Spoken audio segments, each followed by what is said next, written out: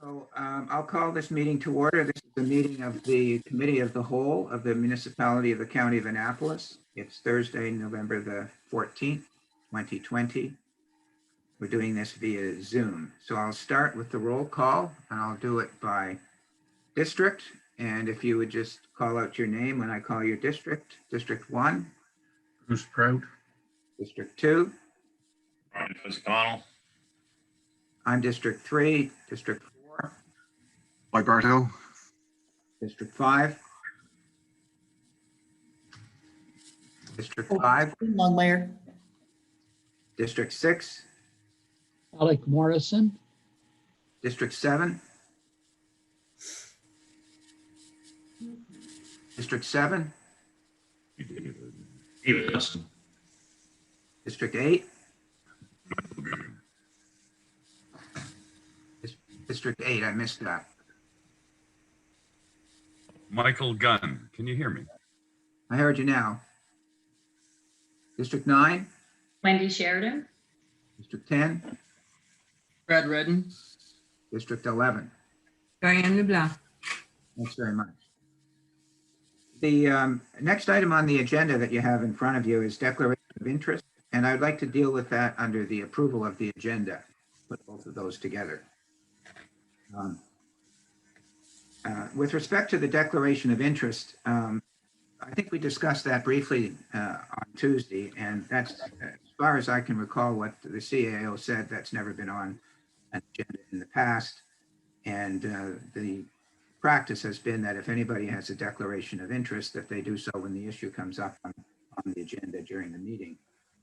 It also doesn't conform to Policy and Administration Manual 1.2.0, which lists the way we conduct business. This declaration of interest isn't there. So when we go to approve the agenda, I will be asking that it be removed.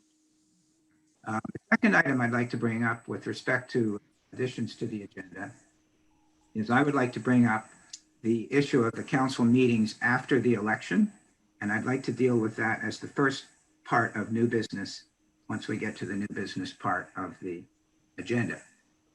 Are there any other changes to the agenda? Mr. Chair. Yeah. Sorry.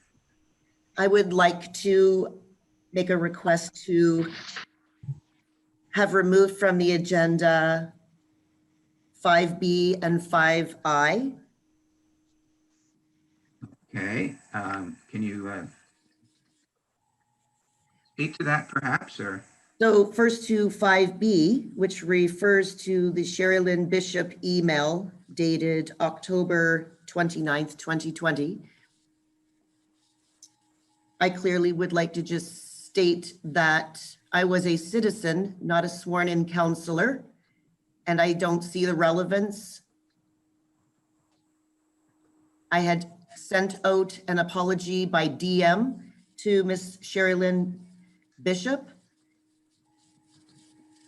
and then received back a very difficult passage from herself and have removed her from any of my social media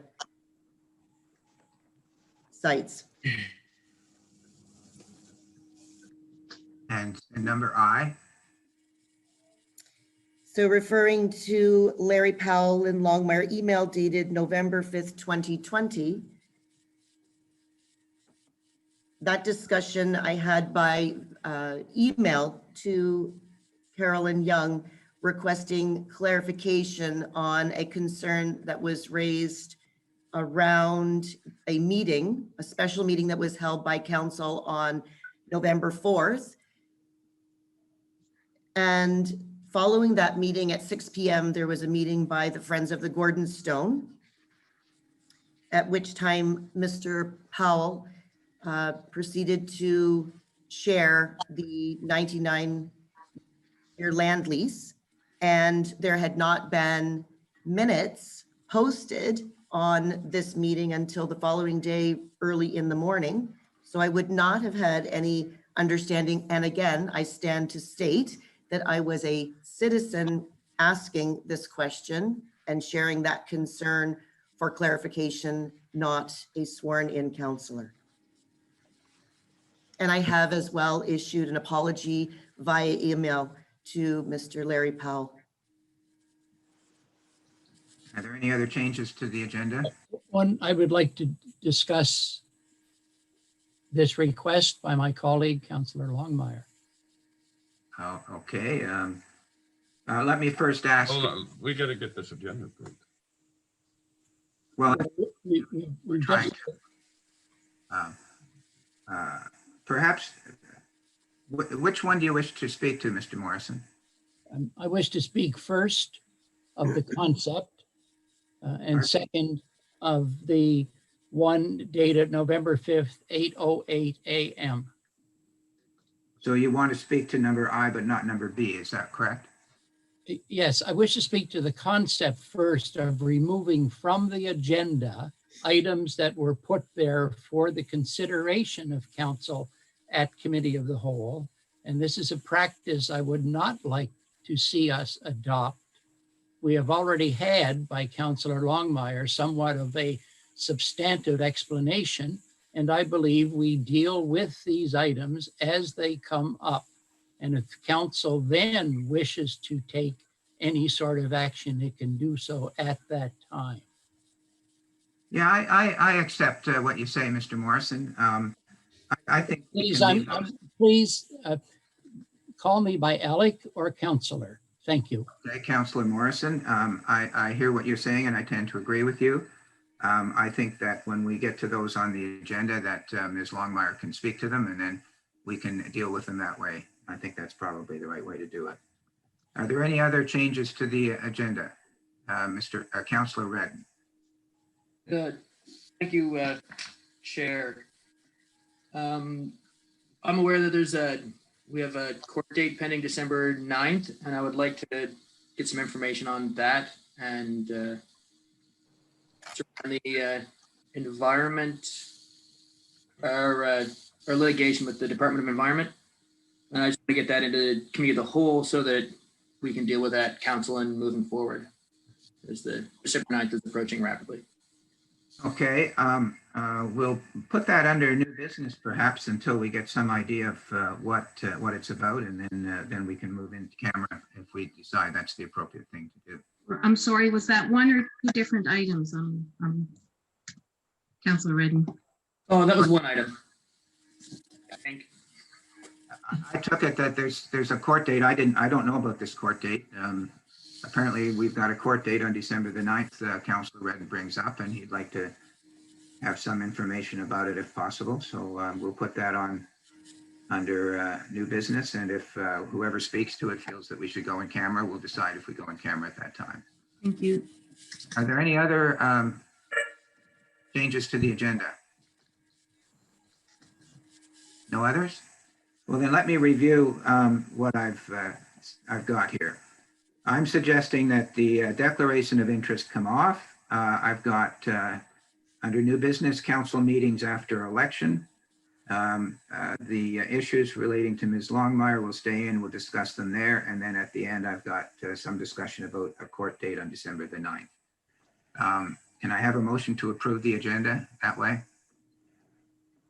So moved by Deputy Warden. Is there a seconder to that? I see Councillor Connell. Any further discussion on the motion? I'll call for the question. All those in favor say aye. Aye. Aye. Opposed? The motion's carried. Excuse me? Maybe the verbal ayes and nays doesn't work because when a person speaks, their mic triggers it out so you don't hear everybody else. Maybe we should do a show of hands for motions. I agree with you, Councillor Bartow, but I heard no objection to that. If I heard some Well, objection, I guess for ongoing, it would probably be more. yeah, whenever I hear some muffled or distinct type of yeas and nays, I'll certainly call for a show of hands. There's no question about that. All right, minutes from October 13th, regular meeting of council. Sorry, committee of the whole, my mistake. Those of us that weren't there, I don't think can really speak to this. So is there anybody who was at the meeting that can make a motion in this regard? I'll make a motion to approve. Okay, Councillor Sheridan, is there a seconder to that motion from somebody that was there? Second. I missed that. Oh, Councillor LeBlanc. Any discussion on the motion? Hearing none, all those in favor say aye. Aye. Aye. Opposed? Motion's carried. So we're now into new business, and the first item is the issue of the council meetings that were held after the election. And I'd like to speak to that if I could.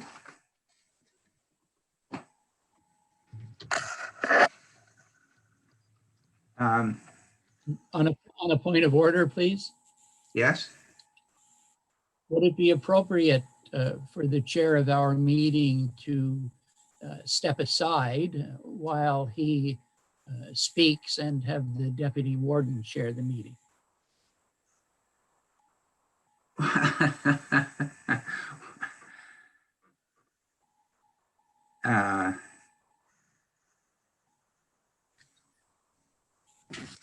Yes, I think that's appropriate. So consider Deputy Warden Gunn in the chair. Now, can I go ahead? Excuse me. All questions would be directed to me, please. Thank you. Yeah. So Deputy Warden Gunn, may I go ahead with what I want to say? Yes, sir. Thank you. Mr. Parrish. Or Councilor Parrish, or Warden Parrish. Thank you. The council held a regular meeting on October the 20th and special meetings on October the 28th and November the 4th. Since that time, as you're all aware, there's been debate as to whether these were valid meetings. We have an opinion from our councillor, Bruce Gillis, that they were, and we have also seen an email opinion from Mr. Jason Hoff from the Department of Municipal Affairs that these were not valid meetings. So what I've done in the interim, since the November 4th meeting, is that in order to help me come to my own conclusion, because my own legal opinion as a lawyer, retired lawyer, is that these meetings were illegal. So I retained an experienced municipal law lawyer after the meeting on November the 4th, and I asked for his opinion on this issue. And I have that here. It's from Patterson Law. And I think it will be helpful to the council when dealing with this matter. And I'll go ahead and say what I'm going to recommend at the end is that at the council meeting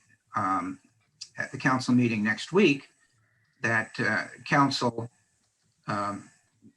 retain an experienced municipal law solicitor in Nova Scotia to give a second opinion to council with respect to the validity of these meetings. I'm not asking for a motion of the committee of the whole, because this is kind of landing on everybody very quickly. So what I'm essentially doing is I'm giving notice that this issue will arise at the council meeting next week. And what I'll be suggesting, I'll go over at the end of this. It will include asking for a second opinion on the validity of these meetings. The opinion that I have, as I said, is from Patterson Law, and I'm going to read portions of it, and I'll cut to the chase.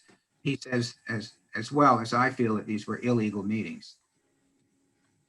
This is from Dennis James at Patterson Law. In part, he says, you provided to me an email reply from Justin Hahn of the Department of Municipal Affairs and Housing dated November 6, 2020. I agree with the opinion of the department as expressed by Mr. Hahn. Quote, it is the position of the department based on the above noted requirements that the outgoing council is not permitted to pass any substantive motions before the swearing in of the new council following the expiry of the 10-day recount period. Accordingly, any such motion would be considered invalid. End of quote. This is now Mr. James again speaking.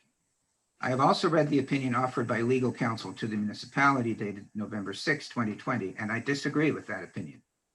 I believe the interpretation offered by Mr. Gillis overlooks the legislative scheme that directs the immediate transition to the newly elected council. The opinion omits reference to section 147.4 of the Municipal Elections Act, and Section 12 of the Municipal Government Act, which are central to the legislative scheme. It is my view that the new council is to take effect once the period for recount has expired, and the previous council cannot act in the time between the election and the end of the recount period. By way of background, I have been solicitor to the municipality of the County of Colchester for 16 years and to the town of Westville for 11 years. I've also advised numerous municipalities on an individual or conflict retainer. I was also legal advisor to the first Auditor General for the Halifax Regional Municipality. As Mr. James goes through his opinion, he refers to Section 147(4) of the Municipal Elections Act. And that states, and I quote, "The oath shall be taken and subscribed by each councillor at the first meeting of the council after his election, or within such extended time as council allows." And the extended time that he explains is as if a councillor cannot attend the normal swearing in because of illness, that council can extend the time for him to be sworn in. He also refers to Section 12 of the Municipal Government Act, which says the warden shall be chosen at the first meeting of the council in a regular election year after the time for applying for a recount has expired, and that time is 10 days. So in summary, I'll just read his summary. The language clearly mandates a transition to the elected candidates at the first opportunity after the 10 days allowed for a recount. Even if one were trying to contend that the outgoing council could meet during the recount period, Section 12 of the MGA clearly prohibits them from meeting after the recount period. His conclusion is that the effect of Sections 12, 129, and Section 147(4) of the Municipal Elections Act and Section 12 of the Municipal Government Act is that there cannot be a meeting of the outgoing council following the election. This would include a special meeting of council. Once a council meeting is scheduled, Sections 129 and 147(4) of the Municipal Elections Act and Section 12 of the Municipal Government Act are directive that the elected councillors take office and the previous councillors no longer have authority. It is my opinion that the meetings of the former councillors on October 20, 28, and November 4 were illegal meetings according to the Municipal Elections Act and the Municipal Government Act.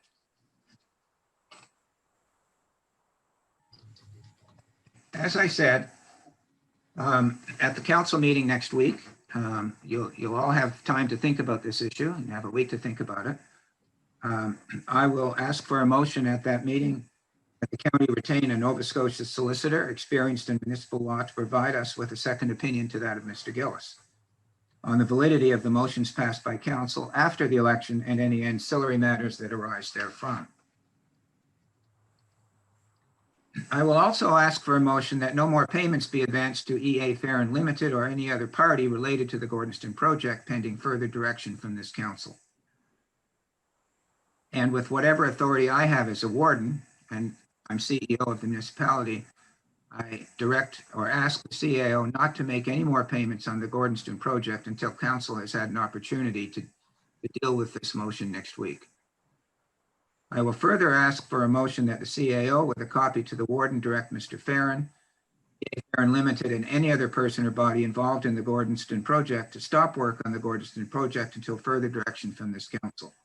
This is to reduce any potential damages which might arise if the council meetings after the election are deemed illegal. In the meantime, with whatever authority I have as CEO of the municipality, I ask the CEO to notify Mr. Farron of these developments in writing with a copy to me. Now, as I said, I'm not asking Committee of the Whole to make recommendations to council that I've referred to. The new council was sworn in on Tuesday. Wednesday was a holiday. Council needs a few days to reflect on this, but we must move with dispatch on this issue. The lease and the deed, I believe, were signed and delivered on November 4th, the day of the meeting. And they may be found to be null and void with whatever ramifications that may entail. So we do need to deal with this with dispatch. And I'm telling everybody that I will be asking for those motions next week at the council meeting. That's all I have to say on that at this point. Carolyn? Deputy Warden, could I ask that the warden forward those comments to me so I can properly capture them in the minutes, please? How would I do that? Do you want me to send you an email or what? Yes, please. Recorded? Is it not recorded? It is, but if I have the written comments that you're making, it's much easier to capture them as you state them. Well, I wasn't really reading. I was reading from notes. But do you want me to send you an email? Do the best I can. Would that be helpful? Yes, please, because I don't rely on the recording. I rely on what's spoken at the meeting for what I capture in the minutes. It's not really feasible for me to transcribe a recording. I should be able to capture them. If you wouldn't mind sending those to me. I'll do my best. I'll try and capture what I said. But again, the recording is really what should be the authoritative. Okay. Mr. Morrison, or Councillor Morrison. Thank you very much. And I sincerely thank the warden for his statement. It is very interesting, and we are going to enter a stage of discussion which will not only be interesting, but will be educational. The warden indicated that at council, he would be asking for certain mechanisms to be put into place. But as I heard further words, I have the impression that he was asked, first of all, the warden is not the CEO of the county. The warden is the warden. I have the impression that the warden was asking. Point of order. The policy clearly states that I'm the CEO. Go ahead. Thank you. Go ahead, Councillor Morrison. Thank you. He seemed to indicate that there were things he was asking the CAO to do between now and the next meeting. May I, Deputy Warden, ask that question? Is that so?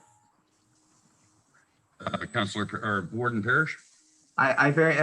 Councillor Morrison, I very carefully worded what I said, that whatever authority I have as CEO of the municipality, I'm asking him to do it. I agree with you that I said that because I'm not completely sure if I have the authority to do it. So I purposely worded it that way, that I may not have the authority, but that's the way it is. Thank you. So that appears to be a separate. Yeah. Well, that's Deputy Warden. Mr. Parrish, yes, Mr. Yeah, that's what I said. Council speaks through council, and council will speak at the council meeting next week. I am concerned that if these meetings are held to be illegal, that the amount of damages that may result from that may be mounting. And so that is why I asked whatever authority I have that we don't pay out any money in the next 7 days, pending decision of council on that in 7 days. And if I don't have the authority, then I guess I don't have the authority. I don't know the answer to that question, but if I do have authority, then that's what I would ask.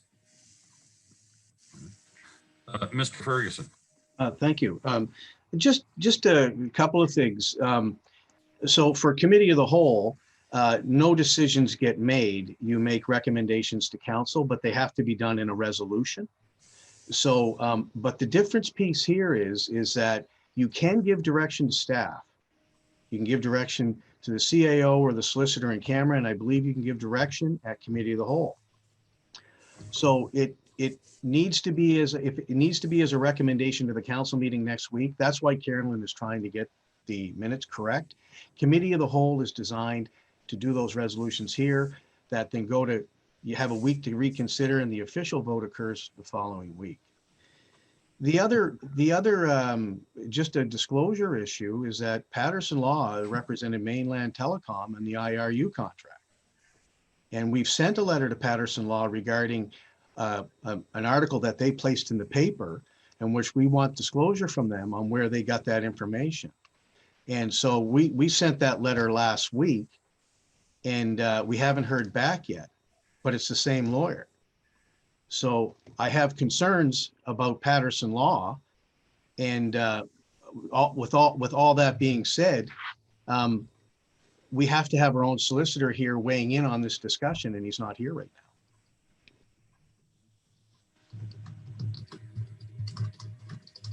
now. Anything else? And I'll be happy to disclose that information in camera. It is a serious matter. Oh, Warden? disclose what information? Our letter to Patterson Law, I'll disclose in camera. Why would you disclose that in, sorry. Sorry, Karen. Mr. Warden, Why would it go be ahead, Warden. in camera? I'm happy to have it disclosed. Look, I would prefer you hear it in camera. If you feel you want to put it in open afterward, that's up to council. I'm not against that, but I think we should be aware. Mr. Parrish or Warden Parrish? No, we'll deal with that when we get to it, whether we go in camera or not. Thank you. Anything else? Well, Mr. sorry, Mr. Bardo? Yes, Councillor Bardo? yes, Mr. Deputy. Deputy Gunn. I just wonder, like, we're kind of got some balls in the air here, and they haven't settled yet as to how we're acting on this. Is there going to be a stay of events related to the question, and until it's resolved on council meeting on Tuesday? Or is that still, up in the air and no decision has been made? It seems like there's some back and forth in there. And there was nobody said, yeah, we'll do that. Well, council, if I may, council will make that decision. Councillor Bardo. Council will make that decision next week, whether we go ahead with it or not. Yeah, so we cannot put a hold on things until our council meeting. Is that what you're saying? I believe what the warden was saying, that and we don't pay any more money. This council will be ordering at the end of this meeting that we direct the CAO not to advance more funds to Mr. Farron and to sort of put a stay on where the county is. Okay, and that's what my question was, is just that was going to be in place, that direction was going to be given and acted on in the meantime. Until we find out the legalities of this. Okay, thank you. Thank you. Anything else? Oh, Carolyn? See, Clark? I'm not at all clear. If there are recommendations to be made to council, I have not captured them. If Warden Parrish, if you're giving notice of items for council next week, I would need those in writing and they can go on the council agenda. I'm just trying to capture the business of this meeting. And right now there has been no direction given, no recommendations made, just a comment that you would be making. You were giving notice for items on the council agenda. I'm not sure if how it has happened or not. I'm very unclear right at this moment. Warden. I purposely am not asking the council to make a decision today to make a recommendation. As I said, I think it would be unfair to council to ask them to come to some conclusion on this today when they've just heard some legal opinions. Okay, so I'm not asking for a recommendation, but it's akin to a notice of motion, and there may be some requirement for a formal notice of motion, but after reading the minutes of the last 2 years, which I've done, I see that at council meetings quite often, in fact, most often, people bring up issues to be added to the agenda at the time of the meeting and they're dealt with. So I'm trying to be as fair as possible to everybody in council to tell them what I anticipate coming forward at council next week. you could consider it a notice of motion, and if we're tied up in any formalities, which on an issue as important as this, I would find it very difficult to think that they should interfere with the very, very important business we have to do. So I will get this to you so that you can capture it as best as possible. And it's akin to a notice of motion as to what I anticipate coming next week. Does that help you out? Thank you, yes. Anything else on this matter? Oh, Councillor LeBlanc. Yes, thank you, Deputy Warden. I've listened to everything that was said, and from my understanding, we have 3 dates, October 20th, 28th, and the 4th of November. I'm wondering, number one, there's a lot of information that is given by Warden Parish. Sorry about that, I got lost there. That I do not have directly from this particular lawyer that states to you. So it's kind of like I know that this is an information sense kind of type thing that you're doing as a warning of what's coming up. But my question is, why have you included October 20th in that? Because there's that 10-day time after the election. So that October 20th, what is the idea about that one, Deputy Warden Gunn? Warden, would you like to respond to that? Yeah, that's a good question. It's a good question, and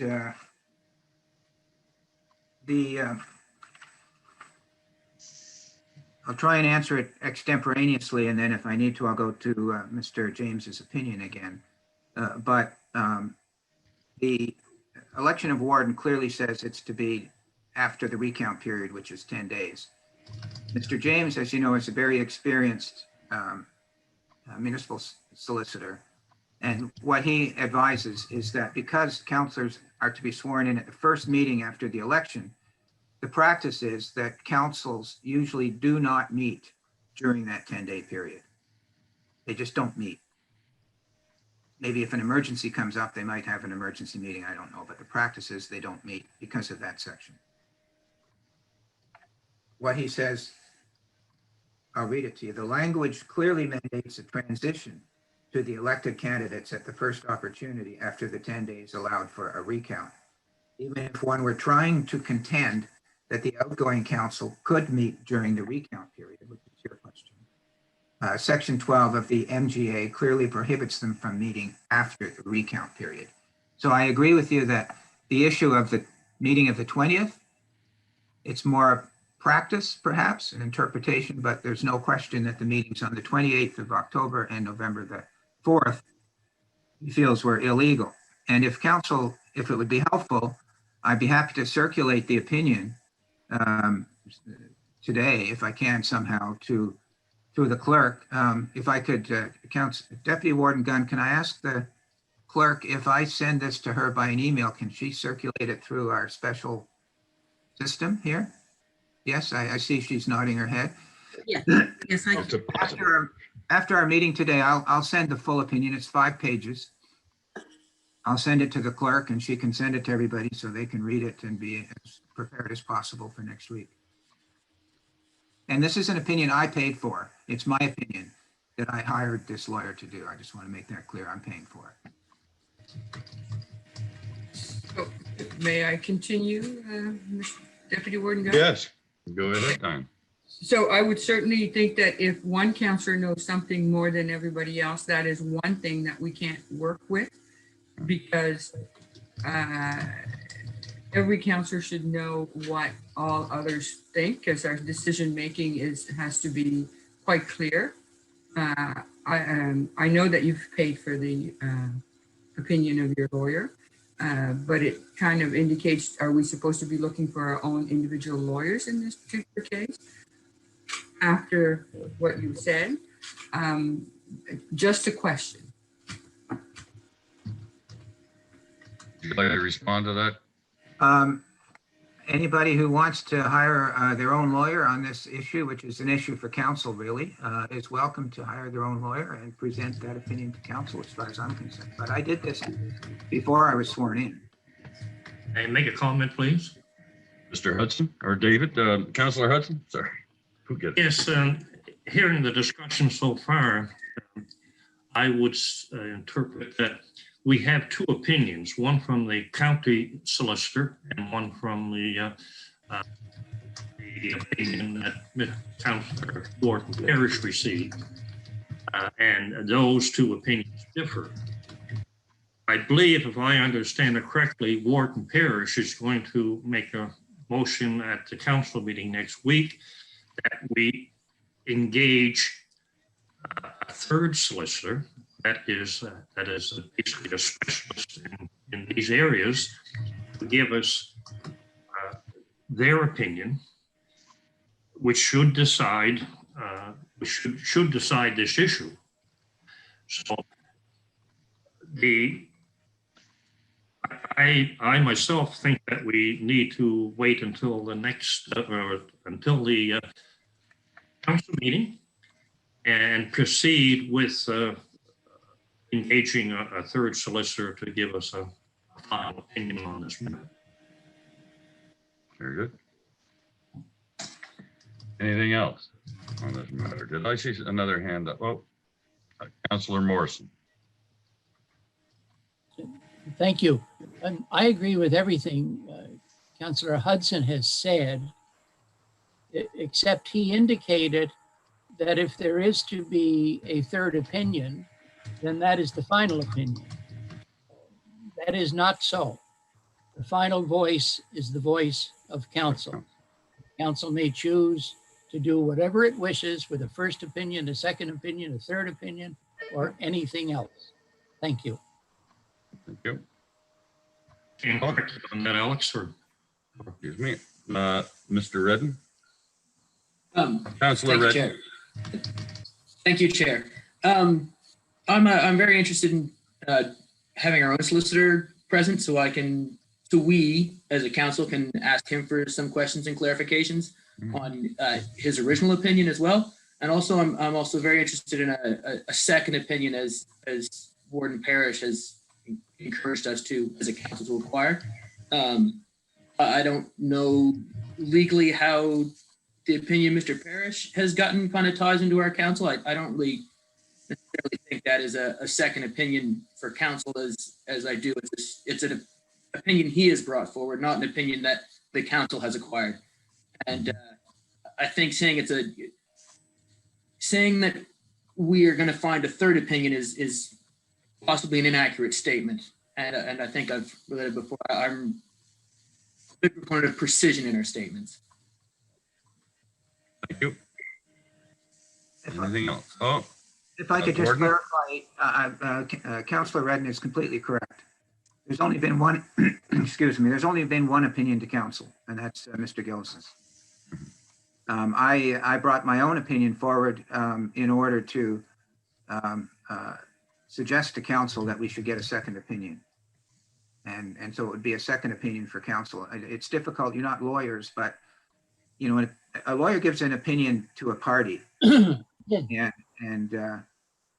You know, this is an opinion that I got for me that I paid for, and I'm bringing it forward on the basis that it should lead council to want to get a second opinion on the opinion of Mr. Gillis. So I just clarify that. So it's not a third opinion, it's a second opinion that we're looking for.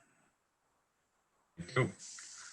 I saw Clyde Bardo's or Councillor Bardo's hand up first. Yeah, I think that there's all valid comments, but there's one big overriding one that we need to get our solicitor to respond to if it's something he missed, in the fact that the council should have been sworn in at the first regular or special meeting following the 10-day period for recounts. I think he did comment on that in his, when I was reviewing the council videos, and he did not note that at all, but it is something that has been gleaned out of the act that is very relevant to the situation. So, I think before anything goes further on with it, that has to be cleared up, and that would override and send us down the road that is the accurate one when we find proper responses to that. Well, thank you. Councillor Morrison. Well, thank you. And please, colleagues, take what I will say in all sincerity and seriousness. We are feeling our way, and we've had discussions today thus far which have been very, very pertinent. I personally am not learned in the law. I personally am not a lawyer, but any references to me not being able to understand what is said because, quote, I know you're not lawyers, unquote, is unwelcome and is a blot on my character and intelligence. Thank you. Thank you. Anything else? Oh, Councillor Pro. Thank you, Deputy Warden. This morning, we've come together for the second time, and we're two halves of the whole. And we're feeling our way towards coming into what hopefully will be a fruitful working relationship. And I know we all want that. I would hate to see things devolve to a point where many of us may disagree with something that we've all agreed on, that we might think about going out and getting a legal opinion that might give us solace and say, well, you're right, the singular counselor, or Mr. Counselor Prout, you're right on this issue. Go back and try to reopen it and settle it. I'm just nervous about that. I really am. I knew Dennis James years ago in another capacity, and I'm not here saying he's wrong, that he gave you the wrong opinion. Councillor Parrish or Warden Parrish, I'm just nervous about how we proceed. I do believe we all want what's best for the county. We may disagree on how to get there. We may not always see eye to eye, but I'm nervous about going down this road. That's my only comment, Deputy Warden. Very much, Councillor Parrish. Anyone else? Oh, there's Councillor Connell. Morning, Deputy. How are you? I feel that the opinion was brought to council on his own opinion. I personally, I had citizens ask me about the meetings too, and I personally feel that they were illegal, and I'm going to be supporting forth the council that we need a second opinion. So just to let you guys know that between citizens in my area questioning me, people throughout the county question me, other municipalities questioning me, I will support a second motion or a second opinion. Thank you. Thank you. Councillor Sheridan. So I was the one that called the point of order at the last meeting, and I did ask for a second opinion, so I definitely will be supporting this. I had people calling me. I looked it up in the Municipal Government Act. I am unsure. I would appreciate a second opinion. Thank you. Anything else? Oh, Councillor Morrison. Gee whiz, I hope this will be my last comment. We have been given a lot of information. We are talking now as if we have a motion before us. And I have always been told that I am not to decide how I'm going to act on any particular item until there is a motion in council and I have heard all the information. For my colleagues right now to declare how they are going to vote on a motion that has not even been put forward and will be put forward, I understand, and I agree with a lot of explanatory information, is premature, to say the least. Thank you. Anything else? Councillor Longmire. I would, thank you, Mr. Deputy Gunn. I would just like to as well speak to Councillor Sheridan and Councillor Connell. I do agree with Warden Parrish request to have this looked into further. Questioning the appropriateness of those meetings is important because moving forward, we do need to be transparent.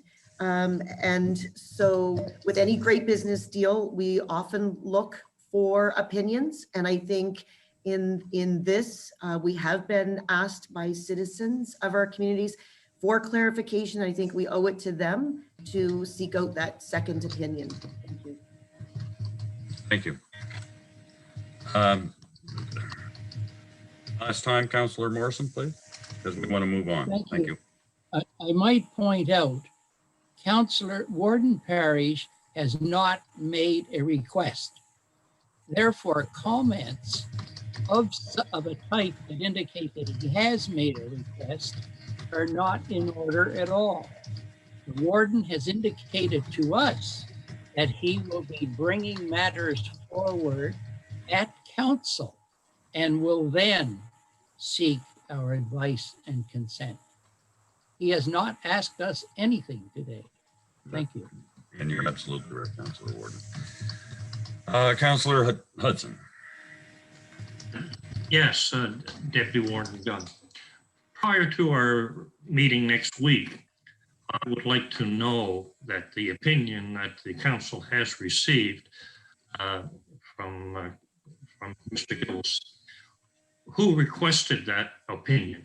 Was it a request of the council, or was it a request of a member of council or municipal staff?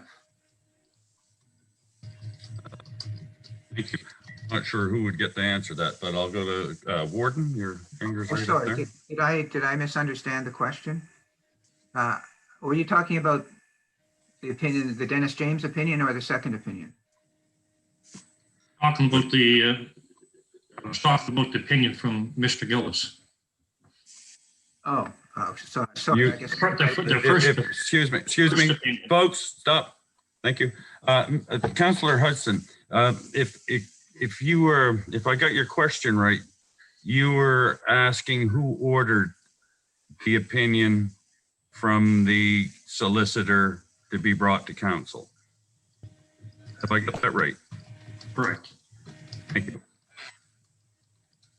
And who would be the appropriate to answer that? I guess Mr. Ferguson. So as the previous council and the folks that have been reelected here, you'll recall that the discussion was actually in open session. And I had previously asked the solicitor for clarification on the propriety of our meetings. And then he put it in writing, and we actually sent that to the province the other day. I think did we copy councillors on his opinion? I think we did we not? Yeah. So, but it can, for example, I can seek the opinion or council can seek the opinion. In this case, I think it was both. Thank you. Anything else? Mr. Bardo, and this will be the last comment, please. Thank you. Deputy Gunn, I'm just hearing back and forth on this, and we seem to be spinning our wheels. We've got a lot of stuff to go through. I'd like to get on with it. Is it appropriate to put this to bed by saying that we make a notice of motion to review this at council? Or is that required? Would that be necessary? It will be coming to council. It will. Warden has said he'll be bringing this next week. So next week is when we will actually deal with it. Okay. He's giving us he's given us an idea and something to think of. And we'll carry that through the week. Anything else? Oh, Mr. Ferguson. Thank you, Deputy. So really what's taken place here today, just to summarize it, is that there's been a discussion. There's no resolutions or any recommendations for council other than it's been discussed and the warden has stated that he's going to be putting something on the council agenda. So just so that everybody has that information, it has to be in a certain time. And you'll actually have to, I believe, Carolyn, if I'm not mistaken, if it's not a resolution from the committee of the whole, then council has to vote on that at the actual council meeting to add it to the agenda. It comes to me to add to the agenda, which I'm sorry, the timelines are all off with the meetings this week and the Remembrance Day and the change of next week's meeting. The agenda will probably be circulated on Monday, so I would ask that any information that's to be added to the agenda be to me by tomorrow, just because the timelines are all out of whack. If it's on the agenda, it will be discussed at that meeting where it appears on the agenda.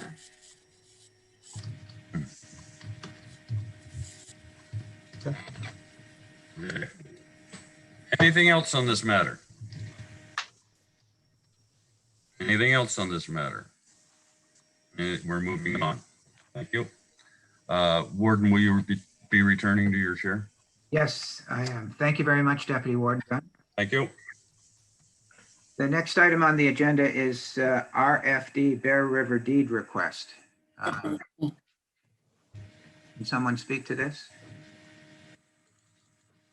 Is Albert there? Albert's been working on it. I see Mr. Dunphy. Morning. In your package, there is a request. This is something that's been on the books for quite a while.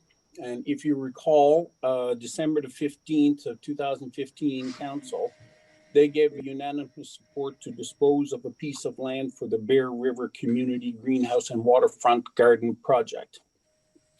That property was the site of a previous sewage treatment plant.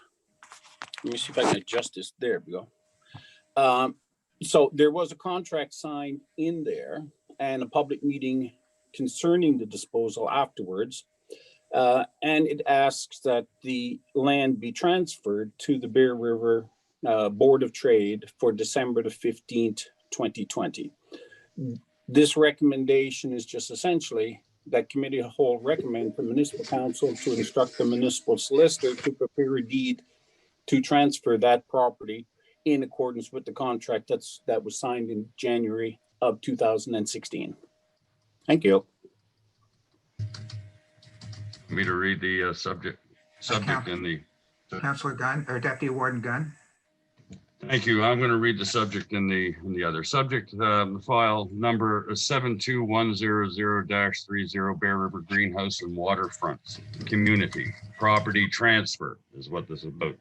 B, the recommended action is that the committee of the whole recommend to municipal council to instruct the municipal solicitor to prepare a deed to transfer the Bear River Greenhouse property to the Bear River Board of Trade in accordance with the January 8, 2016 agreement of purchase and sale. Are you making that motion, Deputy Warden? That is our motion that's on our package. Okay. Is there a seconder to the motion? I see Councillor Morrison will second that. Is there any discussion on the motion? Councillor Sheridan? So in regards to the agreement, and maybe this has already taken place, I'm just confirming, the county has the following responsibilities, and under that, under 19, it says provide the sum of $11,314 to the board. Has this already been done? Yes. Okay, thank you. I just want to clear that. Thank you. Warden Gunn, yes? Thank you. And there's been no further charges to this. They haven't come back and said, you know, well, we need the floor reglazed and this. There hasn't been any further charges to this property. They've been looking after it themselves, right? Mr. Dunphy? The purpose of that $11,000 was to do any remediation or such like that they required. So for example, as part of that $11,000, there was a great big huge holding tank where water was kept in there where the plants were as part of the sewage treatment plant. They did the renovations using that kind of money at that time. And they've never come back and asked for additional monies beyond that, other than what they would be allowed to apply for as any other grant to any other department. And I believe they only did that maybe once over the last 5 years. And that was somewhere around $2,000 to purchase picnic tables and to do other few things around the gardens.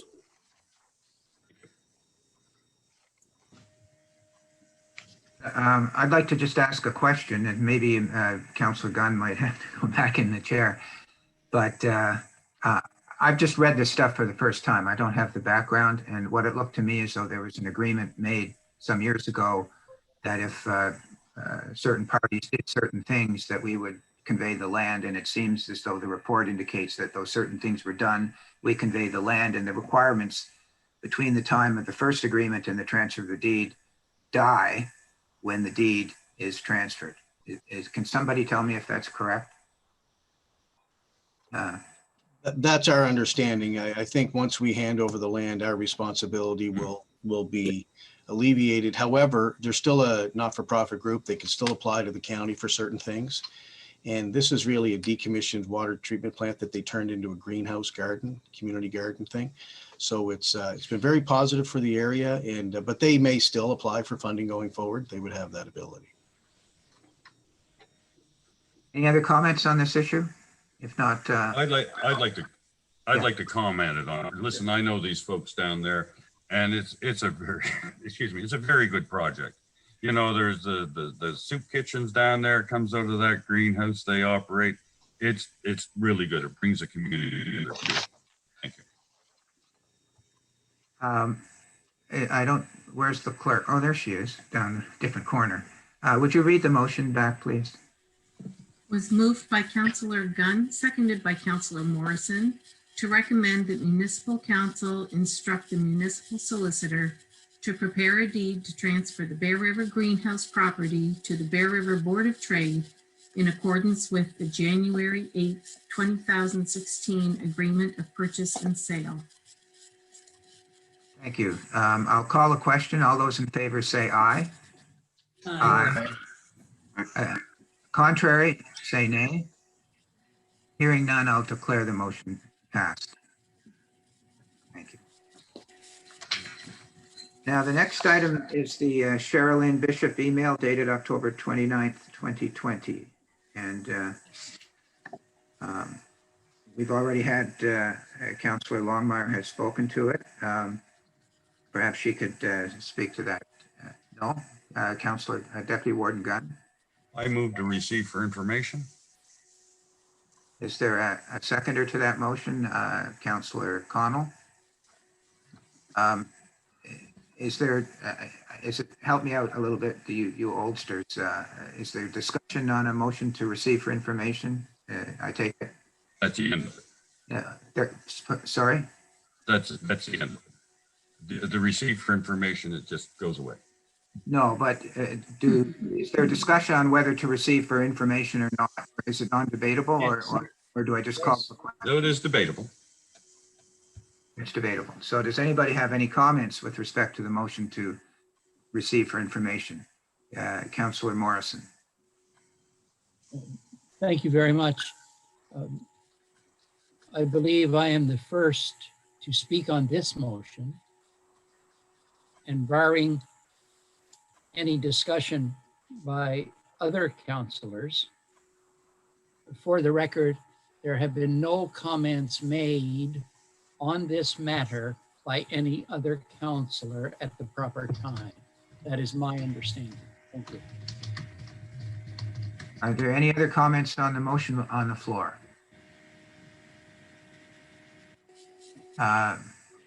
Councillor LeBlanc. Just looking at the articles at hand from Ms. Bishop to Councilor Longmire, my first question was, it was somehow I do not know this Miss Bishop, but it kind of indicated that she was one of our employees. But I don't see if that's the case or not, and I don't know. However, I see that some of this has taken back on the Digby Talks Facebook page.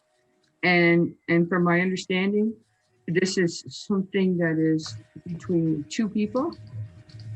And, but it's been brought out in public. I guess it's a sign of, it doesn't matter what we say, we have to be careful. I guess I'll leave it at that for this moment. Thank you. Are there any other comments on motion? I see a hand up there, Councillor Connell. Yes, I feel that we're a new council, and I feel that if things are done a little differently, give us time to settle in, and maybe things are going to be a little different. So every councillor, new and old, should get used to that. And I think Councillor Blommeyer did explain and did give us the results from that, and I'm satisfied as receiving current information. Are there any other comments from anyone on this issue? Seeing none, well, I would ask the clerk to read the motion back. It's Michael.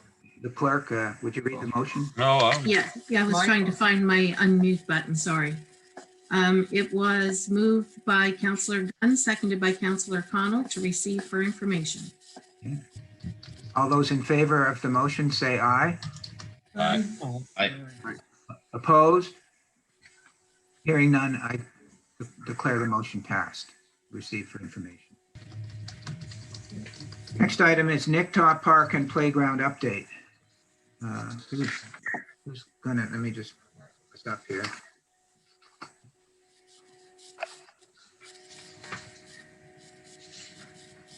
Who's going to speak to this? Speak to that, Warden. Who is?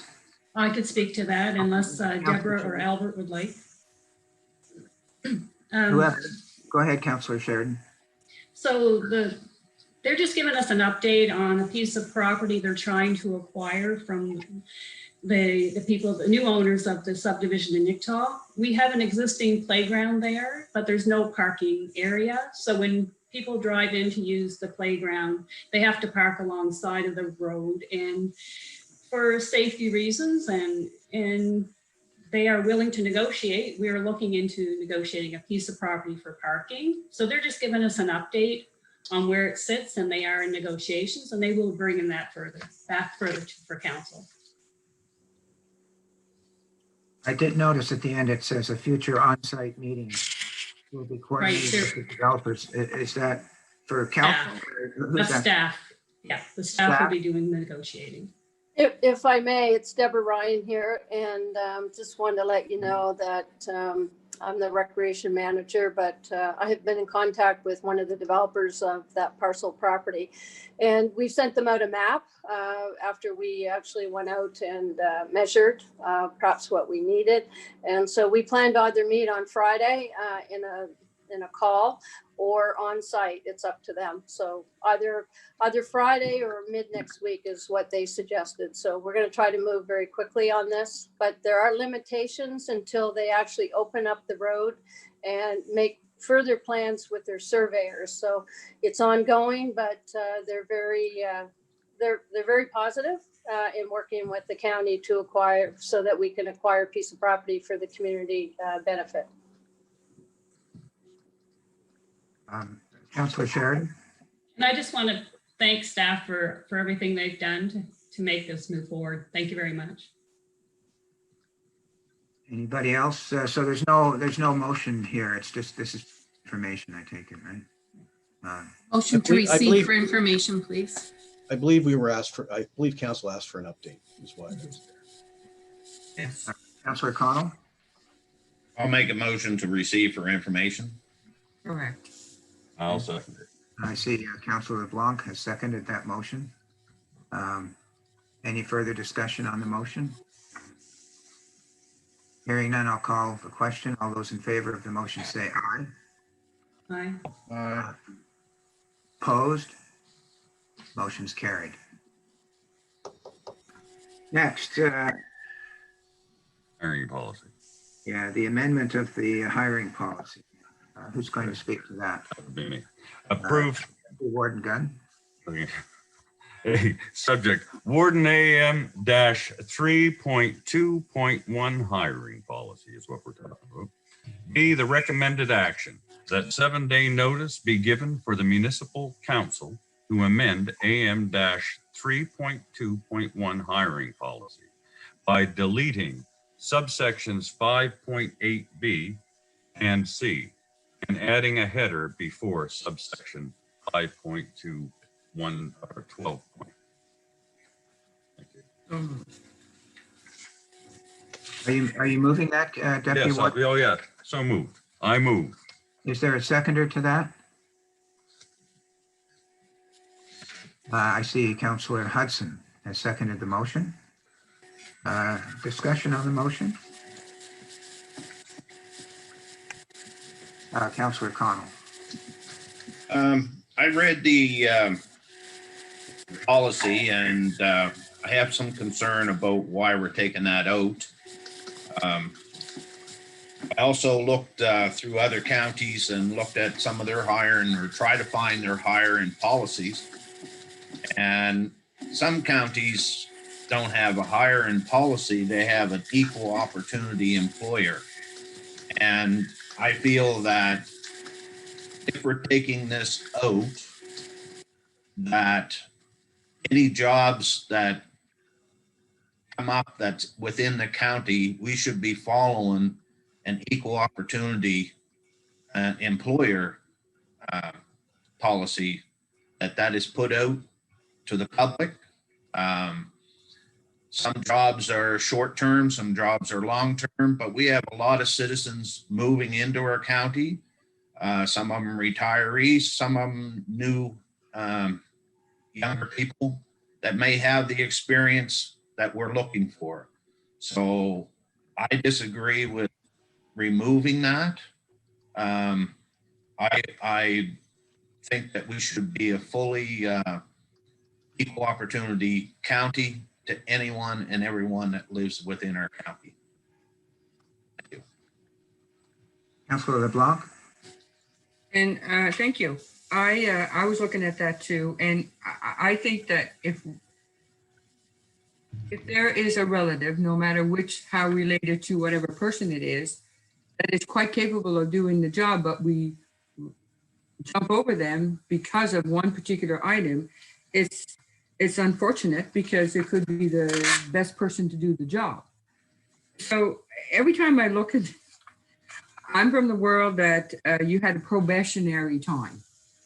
You had a year or 2 years or 3 years, and it might be helpful, it might not, but it could be something that helps into seeing something of these kinds of relations look under.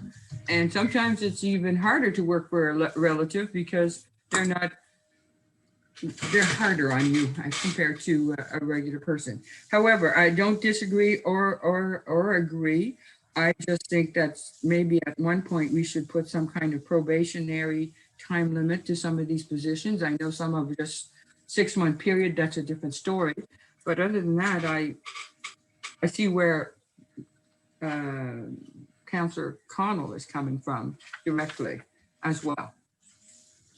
Thank you. Thank you. Deputy Warden Gunn. Thank you. I looked at this when I read this through, and I could have been wrong, but I looked at it more of a housekeeping issue in some respects, not really housekeeping, but it's just, I like what they're taking. I like that directly for relatives, because I don't believe relatives should be working together and underneath, under the supervision of each other. So anyway, I'll just leave it. I thought it was more housekeeping than just compacting. Thank you. Any other comments on this issue? Councillor Redden. Thank you, Chair. Mine is explicitly a housekeeping issue, and the date for the amendment we're proposing is wrong on the, as noted in the agenda package. And if that could be corrected, this is a great time to do it.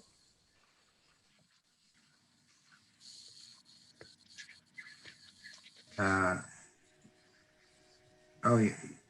It's formatted incorrectly. It is, I think it says 17/11/20, and the standard date on most stuff I've seen in county policy is year, month, day, not day, month, year. Is that on the policy itself? The very end of the policy. It's the last page, page 404, right? It says 17/11/20. Yes. We normally use year, month, day. We go from larger to smaller. Commonly. Oh, day, month, year here. Yes, currently it is day, month, year, and we usually do year, month, day. Yeah. Okay, any other comments on this issue? Seeing none, I'll call for the question. I would ask the clerk to read the motion back first. It was moved by Deputy Warden Gunn, seconded by Councillor Hudson, that 7-day notice be given for municipal council to amend AM 3.2.1 hiring policy by deleting subsections 5.8B and C and adding a header before subsection 5.12. Thank you. I'll call the question. All those in favor say aye. Aye. Opposed?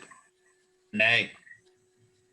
I only see one nay, so I will consider the motion carried. The next item is the accessibility policy. New, it says. Who's going to speak to this?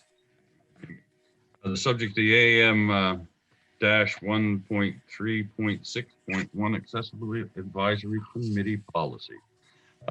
I move that 7-day notice be given for municipal council to approve AM dash 1.3.6.1 Accessibility Advisory Committee Policy as circulated. Is there a seconder for that motion, Councillor LeBlanc? Discussion on the motion? Councillor Redden. This again may fall into housekeeping, but I'm kind of confused somewhat. AM 1.3.6.1 is currently the ad hoc advisory committee, I believe, policy, and I'm wondering if we're repealing that, or is this misnumbered? That's interesting. That up.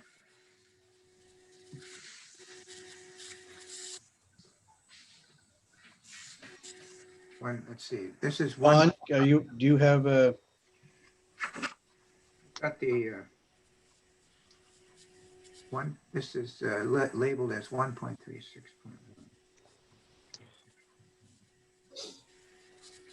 Yeah, that's right. It's. I'm just looking at the table of contents of our policies, and 1.3.6.1 is listed as the ad hoc citizen advisory committee's policy. So perhaps this should have a new number. Is that what you're suggesting, Councillor Redden? Yeah, that's exactly what I'm suggesting. By sequence, I thought it came out as AM 1.3.6.17. If it is a new policy and we just number sequentially, again, I am not well versed on procedure here. Would anyone on staff like to address that point? Don? Yeah, Dawn's got her hand up there. I'm just looking. There is a 1.3.6.7. Oh, 1.7, sorry. 1.7. Yeah, that's. Now I see where you are. Sorry. Who had their hand up? Dawn Campbell. Dawn Campbell. Go ahead, please. Yes, that is a typo, and it will be corrected for council when you deal with it after the 7-day notice. Thank you.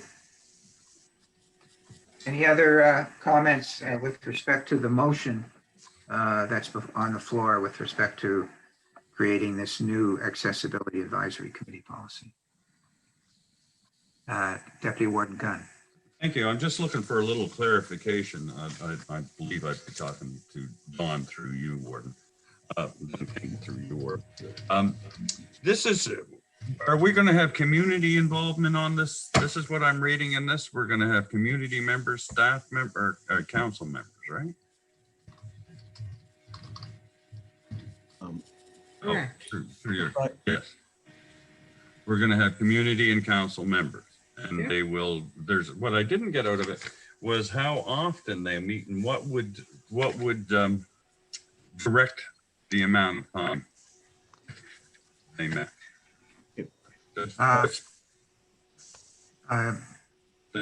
Sorry, just hold on a sec here. There is a reference to the time that they meet in 5. That right at the end, meet no fewer than 6 times per year or otherwise as required to fulfill the duties as outlined. Yeah. Oh, there it is at last end. Yeah, it's right. Mr. Ferguson, you wish to say something? Yeah, just some of the new councilors may be aware, not be aware, but this is a requirement of the provincial government under the new accessibility changes that municipalities have to complete by 2030, I believe, or 2029. And as a part of this, we were mandated to have this committee in place sooner, but when COVID came, they put it off for another, was it a year or 6 months? I can't remember, but this is a requirement under the provincial requirements for accessibility. Any other comments on this issue? I will just, if I could, just readdress the point that Deputy Warden Gunn raised. When I saw that clause, meet no fewer than 6 times per year or otherwise as required to fulfill the duties as outlined. When I read that, it seems like they don't have to meet 6 times a year. If somebody reads it differently, please tell me. That's your interpretation. Is one I hadn't thought of, but yeah. Okay. No fewer than 6 times. Any other comments on the? Well, we could make with that suggestion. That's why it comes to council. You can make a change today so that that reads more clearly, if you like. I read it. It seems clear that they don't have to meet 6 times a year, but maybe there's a suggestion they should. I guess I'm fine with the way it is. I just wanted to point that out. Councillor LeBlanc. So maybe we could do that. They meet every second month unless there's important business to be discussed, and change it in that manner, because I know other committees meet every 2 months at times. Thank you. Any other comments, at the clerk? Just as referencing other committees, where this is a new one and it's mandated by the province, they may need to meet every 2 weeks. That's true. Well, no, so I think if you limit them to every 2 months, that might impact the work of that committee. If I also may add, once the committee gets working together and people from the community are involved, they may take a look at their terms of reference and find things that aren't working quite well enough, and it'll come back. A lot of times these policies will come back once people start to work with them, and they'll want to make certain changes so they can make that recommendation back to council. So it's always a work in progress. Any other comments? Any other comments? Councillor Sheridan. No, I did not have my hand up, sorry. Okay. I don't see or hear any comments, so I'll call for the question and ask the clerk to read it back. Deputy Warden Gunn moved, seconded by Councillor LeBlanc, that 7-day notice be given for municipal council to approve AM 1.3.6.17. Is that the right number? Accessibility Advisory Committee policy is circulated. I think it should be 17. 3.6.17. 1.3.6.17. I see a nodding of a head from Ms. Campbell. Okay, I'll call a question. All those in favor, as amended, I guess, with the 17, all those in favor of the motion as amended with the number corrected, say aye. Aye. Opposed? Hearing none, I call the motion pass. Okay, how are we doing here? 10:30. If anybody wants to take a break, let me know. It looks like we're going to go for a bit here.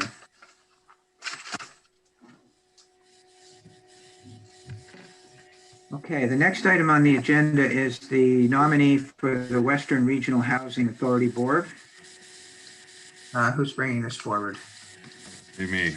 I move that municipal council advertise on the county's website and social media and through other media deemed appropriate by council for applications from citizens interested in serving on the Western Regional Housing Authority Board.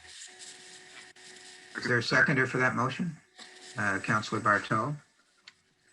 Comments, questions with respect to the motion? Councillor Bartow.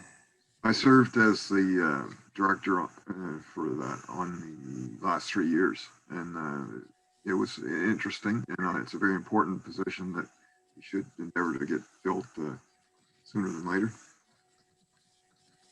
Thank you. I'd like to ask a question if I could. Oh, did I see Councillor LeBlanc? You can go first. I see the next motion is appointing people to the board of directors of the Annapolis County Municipal Housing Corporation. Can someone explain to me the difference between the Western Regional Housing Authority Board and the Annapolis County Municipal Housing Corporation Board? Can anybody do that for me? Councillor Bartow? Well, the Western Regional Housing Authority is a provincial appointment. The county can put name forward, but that you're appointed by the minister to represent the municipality that you're nominated for. The other housing authority, I believe that's our own, which would include the Mountain Lee and institutions like that, which is a county-owned facility versus I see. Thank you. Any other comments on the motion? Oh, I would like to say thank you to Mr. Bartow for taking the 3 years and working in this committee, and I'm sure you'll be missed, but you have moved on to other things. So thank you for that. Well, I guess I was mandated that I could not wear this hat and that one too, so. That's right, you can't. Any other comments on the motion on the floor? No question? Okay, a question's been called. All those in favor say aye. Aye. Opposed? Motion's carried. The next item is, let's see, Municipal Housing Corporation, recommendations for appointment. Who's going to speak to that? I think one. A staff or somebody that can explain this? So there's no motion like there was for the last one. It's just a discussion. Councillor LeBlanc? Miss Atwell could do a better job than I can. Wanda can do a better job. Basically, this is Mountains and Meadows is a group that decides and who their directors will be, and they basically just give us the names that they have, and we more or less approve what names they have. And in this particular case, I see it's an additional 2-year term. So I said this particular case, I believe, should be moved to the nominating committee. If I'm incorrect, not sure. Other than that, I don't see anything else that we can do with this. John has more information. Deputy Warden Gunn? I'm sorry. Thank were you. Yeah. I'm Thank sorry, you. if I could interrupt you, was Councillor LeBlanc making a motion? No, I'll leave it for now. Okay, thank you. Deputy Warden Gunn. Thank you, and I want to commend Councillor Bardo for his explanation on what either of those organizations do. Because for many years, I've been sitting back scratching my head trying to figure out and who to get a hold of for these low-income houses that are around our county. And housing is a very important thing, by the way. These low-income houses that are around that are in such dire shape. And so I've asked questions as to who looks after, and it's very hard to get a definitive answer, who looks after these low income housing that's around. And a lot of them are like, to be honest, they're looking a little bit derelict these days. So I've been asking questions to see who we can get, who I could get a gently prod to get them to fix some of these places up. And I've never really found that out. And I don't know if that's the housing authority. No, it's not Mountains and Meadows. I don't know. Thank you. That's all I have to say. Any other comments on this topic? Councillor Bartow? Yeah, the housing authority, like I said, is a provincial group. You would have to channel through that. The group that I was involved with was broken up, as the Western Regional Housing Authority, but we had in Cotw, because of the huge geographic area that it covered. I was operating in sort of the Middleton office. There was a Yarmouth location, Bridgewater, or whatever. So there was different areas, but their direct responsibilities were kind of on placement and acceptability of applicants and et cetera. It wasn't in the mandate for the position as board member to deal with the structures themselves. That was a staff thing and generally dealt with that way. You could talk to, I could probably give you some names later on if you need it, but to direct to, there's directors and there's different levels of bureaucracy involved. So I think it's something that we, not sure the concerns we would have. They have different levels of buildings that they have. They have single family dwellings. They have multiples. They have buildings that like in Annapolis Royal here, the two sections of building there. And, they're all over the place. They also subsidize housing in some situations where if landlords are found and deemed acceptable and they fit the criteria that housing authority would supplement or augment to allow the individual to their own residence, as long as all the criteria was met. So there's different levels of participation there, and I don't think it's a very clear, straight answer I'm giving you, but maybe it'll a little bit helpful. Thank you. The clerk, Ms. Young. Warden Parrish, regarding the Annapolis County Municipal Housing Corporation item that's before you on the agenda right now, the board is responsible for advertising and making recommendations on the members that make up their board. And in accordance with their articles of incorporation, the municipality has to finalize that process for them. So this would indeed be a recommendation to council for them to appoint the people that they've listed for additional 2-year term, as well as making the new making recommendations on 2 new appointments to their board. So a recommendation could be made to municipal council to make those appointments as recommended by that board. Thank you.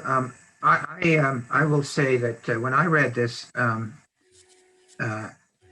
it occurred, my thought was, how am I to decide if I should vote in favor of these 2 people that are mentioned here, because there are no CVs attached. I don't know who they are. I just have no idea who they are. They might be wonderful. Responsibility. Pardon me? The municipal housing, the Annapolis County Municipal Housing Corporation is responsible to solicit and review applicants for their board.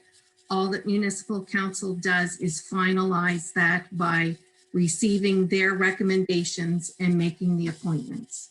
So why are we doing that? If they're doing all the work, why are we appointing them? All part of the Articles of Incorporation of the Housing Corporation. Yeah.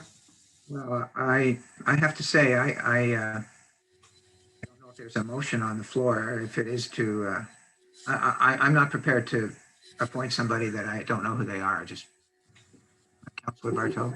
We do not receive those though. Well, could I have? I've recognized Councilor Bartow. Yeah, we can qualify that maybe be saying based on the recommendations of staff or Board. directors of the organization that because we hired them and we trust their decisions. Maybe word it to some effect like that based on recommendations. I've done that at the Western Regional Housing Authorities based on recommendations of staff that they've done their due diligence that we would approve that. Councilor Connell. Well, I hope some people understand it better than I do, because when I was on council before, we had the same questions. We do not own the facility.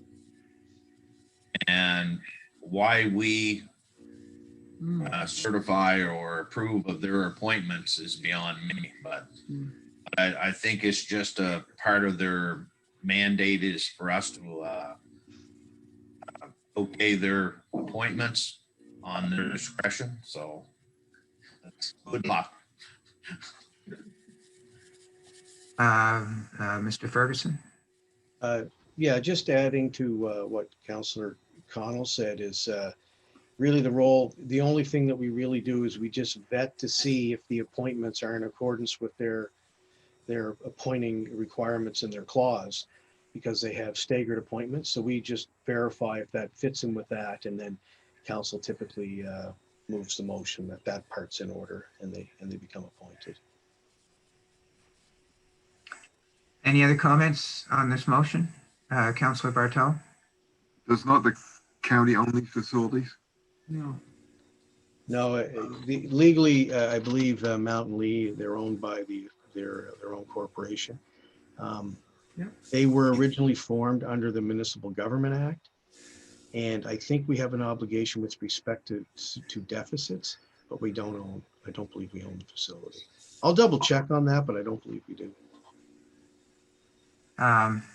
If I could pick up on your comments, Mr. Ferguson, after we vote on this motion, I'd like to perhaps give notice of motion for some other committee of the whole that we have this matter investigated with more detail.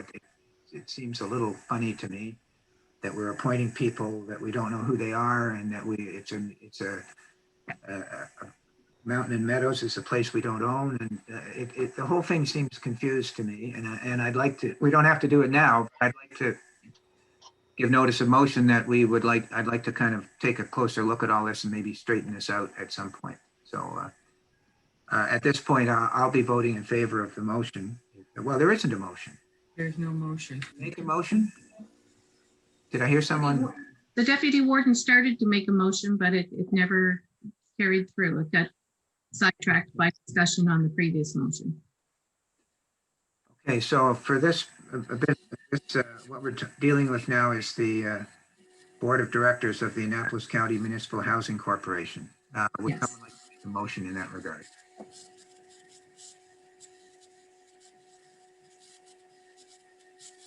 I think Mike's muted. Deputy Warden Gunn, you're muted. Could you tell me what page that's on? I've been following you. I don't have the numbered one in front of me. And we're talking about we're just past the accessibility. I move that municipal council advertise on the county's website. Oh, we've done that. No, We've next done one. that one. The next one. The next one, okay. And you want that made into a motion right here. Yeah. I move that the county of Annapolis submits the following names. I move that the County of Annapolis appoint Judy Green for 1418 Highway 1 Clementsport, Nova Scotia, and Nicola McCarthy, 67 Clarence Road, Bridgetown, Nova Scotia, to the Board of Directors of Mountains and Meadows. Will that cover it, Karen? I think the three other names are to be appointed as well. Is that not right? If I might interject here, Sure. suggested motion for a recommendation to council would be to recommend that municipal council appoint Nancy McGrath, Gail Grover, and Elnor Rajan for an additional 2-year term each, and Judy Green and Nicola McCarthy as new appointments. So moved. You, Deputy Warden. Is there a seconder for the motion? I can second. Councillor Sheridan. Any further discussion on the motion? If not, I'll call the question. All those in favor say aye. Aye. Aye. Opposed? Opposed? Motion's carried. Mr. Warden, I would just add that Mr. Bruce Gillis has just joined the meeting. He's joined, his audio is not connected yet.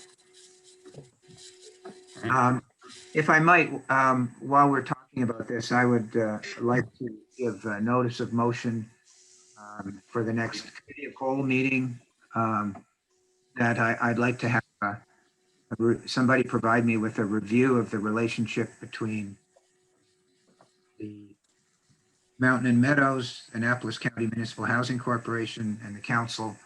And there's been reference to their bylaws or articles of association, and perhaps we could include that in the review so that we can straighten out why we're appointing people that we don't know anything about, which I find kind of strange. Okay, so that we don't have to deal with it right now. We can deal with it at the committee. Okay. Councillor Bartow?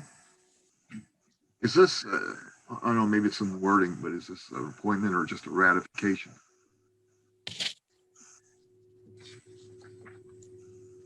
This is a recommendation to council. I said, is it appointment or ratification? Are we just ratifying? Council makes the appointment. The board makes a recommendation of the persons they wish to have appointed. Okay. Yeah. Our nominating committee does not do the process because it is not our board, but with their articles of incorporation, the municipality must do the appointment to the board. So we're just ratifying their recommendations. We are not ratifying. We are accepting their recommendations, and we are asking municipal council to make that appointment. Moving along. The next item on the agenda is EMO mayors and elected officials training.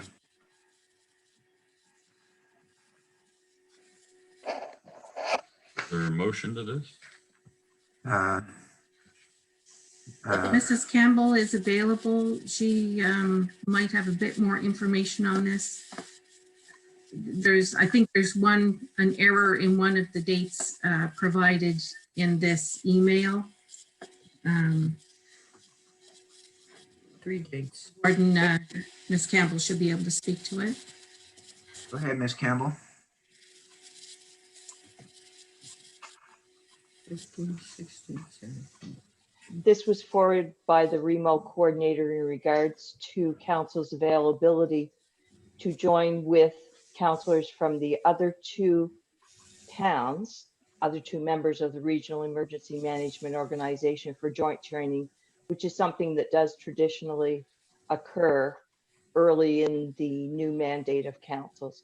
I'm sorry, Carolyn, I missed the what date is inaccurate. I didn't know there was an inaccuracy. I think November 15th is a Sunday. It is. Yes. Yes, it is. Yeah. Yeah.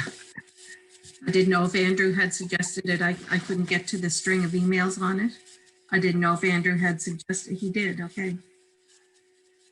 If Andrew So had the Sunday night, the Monday night, and the Tuesday night. this is different from the counselor training that we have This is an scheduled. additional training, Warden, yeah, This is at 7 o'clock in the evening. yes. This would be training that Nova Scotia Emergency Management Organization provides to new councils. And it'll be one of, it's suggested it be one of these 3 dates, 15, 16, or 17 at 7 o'clock, if I understand. Yes, yes. And is 15 still on the table Sunday night? Did I hear? I don't have all the back emails. Mr. Ward's not in the office this week, so. I think Wanda might have some information on that. No, Dawn would have the information. Oh, Wanda has her hand up. She has her hand up, sorry. Ms. Atwell, yes? Ms. Atwell? If this is training for the new council, appointments have not been made yet. Yeah, no, this is not for the advisory committee. This is. Okay, thank you. Yeah, this is for all of the newly elected councils. This is like a primer for emergency management. And because we are in a regional area with the town of Annapolis Royal and the town of Middleton, we have commonly held this as a joint training exercise. Nova Scotia EMO addresses all of us that work together in the region. The other towns have given consent to all of those days, or the 16th and 17th, I believe, and they would go with whatever municipal council chose as a date. And I think they were working with the 16th and 17th. Councillor Prout? Since the 17th, we already have 2 sessions with the Nova Scotia government in service. Mhm. Other councillors are amenable to it. I would make a motion that we do it the 16th Monday night. But that's just me. Maybe others have other commitments. 17, 15, 16. So the 15th is still a possibility, is it, the Sunday? Is that? I'm not sure if that was a typo, Warden, or not. Anyway, the 16th works for me if what we're doing here is trying to find dates that. Ms. Campbell might be able to add into that. Ms. Campbell? Go ahead. I referred back to the original from Andrew Mitten. It does include the 15th. I'm not sure if that was an error in referring to his calendar on that date.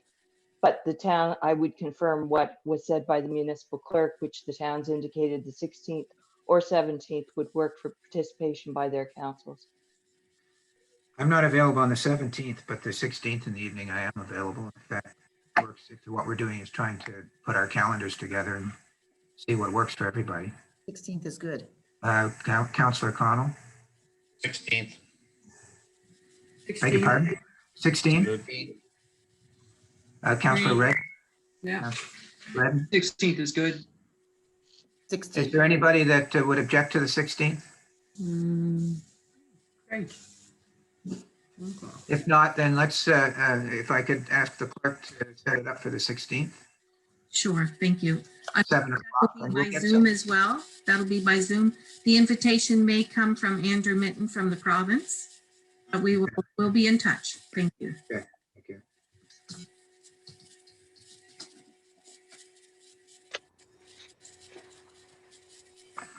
Just putting it in my book there. Okay. Now, next is the Larry Powell, Win Longmire emails dated November 5, 2020. Do I have a motion on with respect to that, Councillor Redden? Oh. Sorry, I jumped the gun there. No, I don't think so. Oh. Right here. Pardon me, Deputy Warden Gunn, Thank you. I'd move to receive. a motion to receive for information. Is there a seconder to the motion? Councillor Sheridan? Is there any discussion on the motion? Councillor Redden? I really strongly feel that if we have any discussion, we should maybe move it in camera under section 22 subsection 2C, personnel matters, and potentially F, litigation or possible litigation. Okay, A second. there's, sorry, are you making a motion that we go in camera, Councillor Redden? Yes, I guess. Okay. Is there a seconder to that motion? Sure, right here. Councillor LeBlanc, are you seconding the motion? Yes. Yes. Okay. So the motion on the floor is to go in camera with respect to the motion to receive for information. Deputy Warden Gunn? Oh, I was going to say we had a motion on the floor. Just sorry. Go ahead. Yeah, but it's just. We had a motion on the floor. There still is a motion on the floor. The only question is whether to discuss it in camera or not, as I see it. Councillor Connell? Well, we're going to decide who goes in camera. Well, I guess that would be up to some people to. I think everybody in council goes in camera, including the CAO, unless somebody declares a conflict. If I could respond to your question. Councillor Redden? I think Mr. Connell was referring to staff. Pardon me? I said, I think Mr. Connell is referring to which staff come in camera and where it's subsection C personnel issues. My inclination would be the CAO and possibly legal counsel with reference to section F. Well, we have to. At this point, we're not in camera. We're debating whether to go in camera at this point. If we go in camera, then we can discuss who should be in camera, I would think. Deputy Warden Gunn? Thank you. So if we go in camera and everybody that's mentioned in this letter who shouldn't be there, we won't have a lot of people there. You know, because really, if we're going in to discuss several people that are in this room, names will be there. So should, and including the clerk, including our clerk, because it was a back and forth. There's questions here. I believe in my heart that the best thing to do is receive this for information and drop it. Okay, there's a motion on the floor that we should go in camera, and Councillor Bartow on this. The original motion was from Deputy Warden Gunn to receive for information. Councillor Redding came in before we dealt with that about taking it in camera. If it's received for information, there won't be discussion, then we won't need to go in camera. Am I seeing this correctly? Well, I did see a hand up to have a discussion with respect to the motion, and then there was the motion by Mr. Redden to have that discussion in camera, is the way I recall it. Okay. I think Councillor Morrison, I saw your hand up. Would you like to? Did you have a hand up, sir? Yes, thank you. I will be speaking on the motion to receive for information. That's permissible. So, but not on the motion to go in camera. We can't have two motions at once. Well, I would think that if there's a motion on the floor to do something, that somebody's should be able to say it should be discussed in camera. It seems logical to me. The CAO, please. Yeah, I think if a matter comes up, even if there is a motion on the floor, I think if a matter does come up that you feel is sensitive, you can make a motion to take it in camera. You have to vote on it, and you may go in, you may not. But I think if something does come up, you should be able to have the flexibility. If it's sensitive enough, you should be able to go into camera. Doesn't mean the motion in open's dead. Yeah, it just means the motion would be discussed in camera if we decide to go in camera. That's the way I see it, it's going to be discussed. There is currently a motion on the floor to go in camera under Right. 22(2)C and F. Correct. Any other discussion on the motion to go in camera? I don't see any hands. I don't see anything. So I'll call the question. All those in favor of going in camera for further discussion, say aye. Aye. Against? I think I'll have a show of hands on this.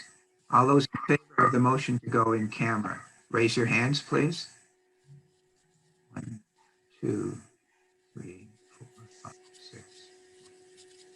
I count 6 to go in camera. Against going in camera? Hands up, please. 1, 2, 3. I count 4, and I'm abstaining on that. A point of no. order, you are not allowed to abstain. I'm not allowed to abstain, is that right? No. Yeah. No. Okay. Well, I'll then I'll vote against I have 6 in favor, 4 against, so I will vote against, so that the majority still is 6-5. So we're going to go in camera. So for the benefit of the public, the issue on the floor is which staff should be in attendance in the in-camera meeting that we're discussing.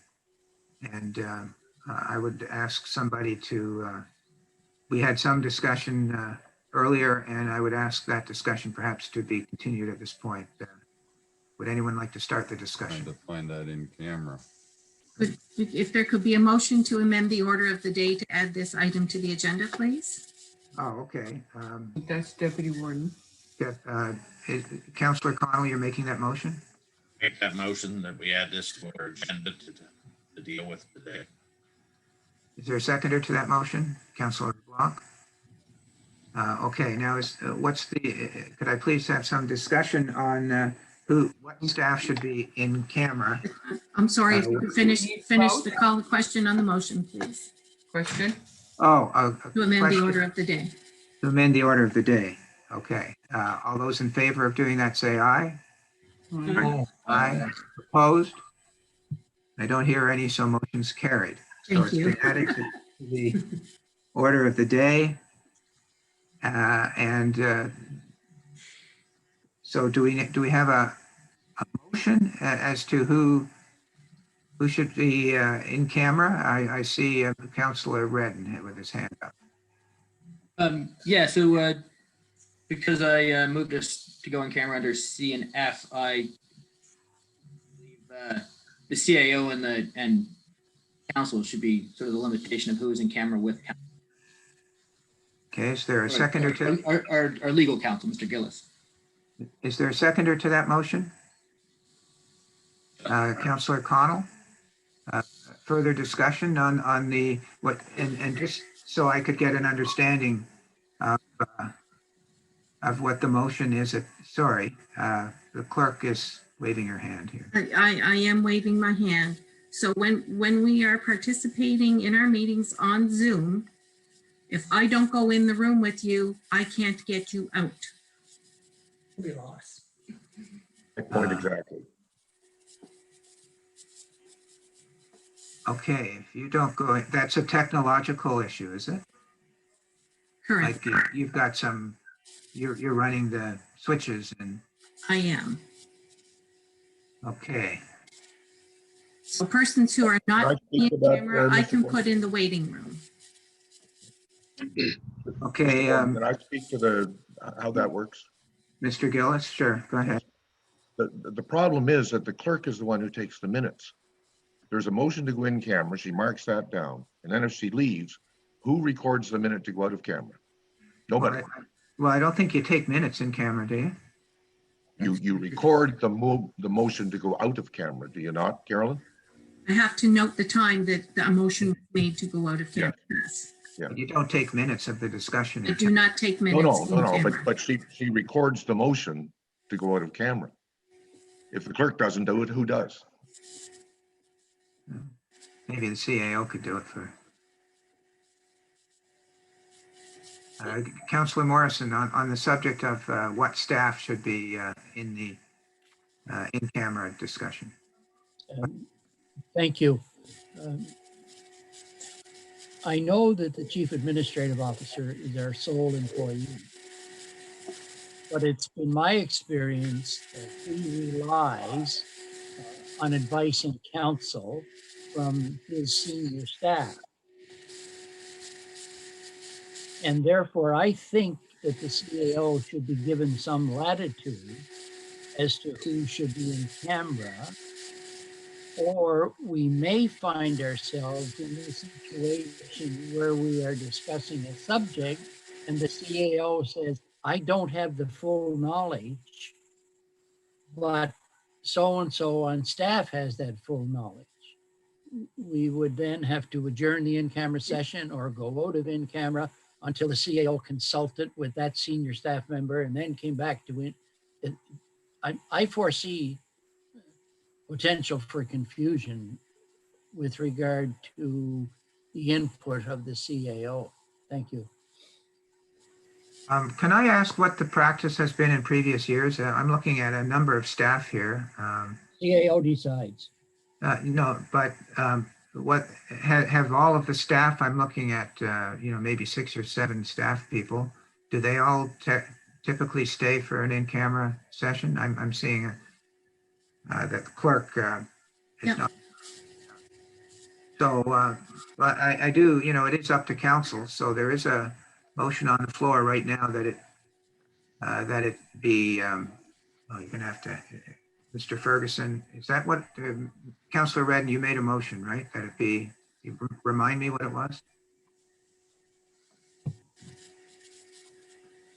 I've merely been raising a point of discussion. I hadn't moved that we go back into in camera yet. Well, the question before us is if we go in camera, what staff are going to be in attendance? Yes, I understood that was a discussion, not a motion, but I can phrase it as a motion if you prefer. If you could make a motion, I think we should have a motion on the floor for the purpose of discussion. Okay, I move that we go back in camera under sections C and F, and that the staff coming in be the CAO and legal advice, Mr. Gillis, and I'll leave it at that. It can be amended.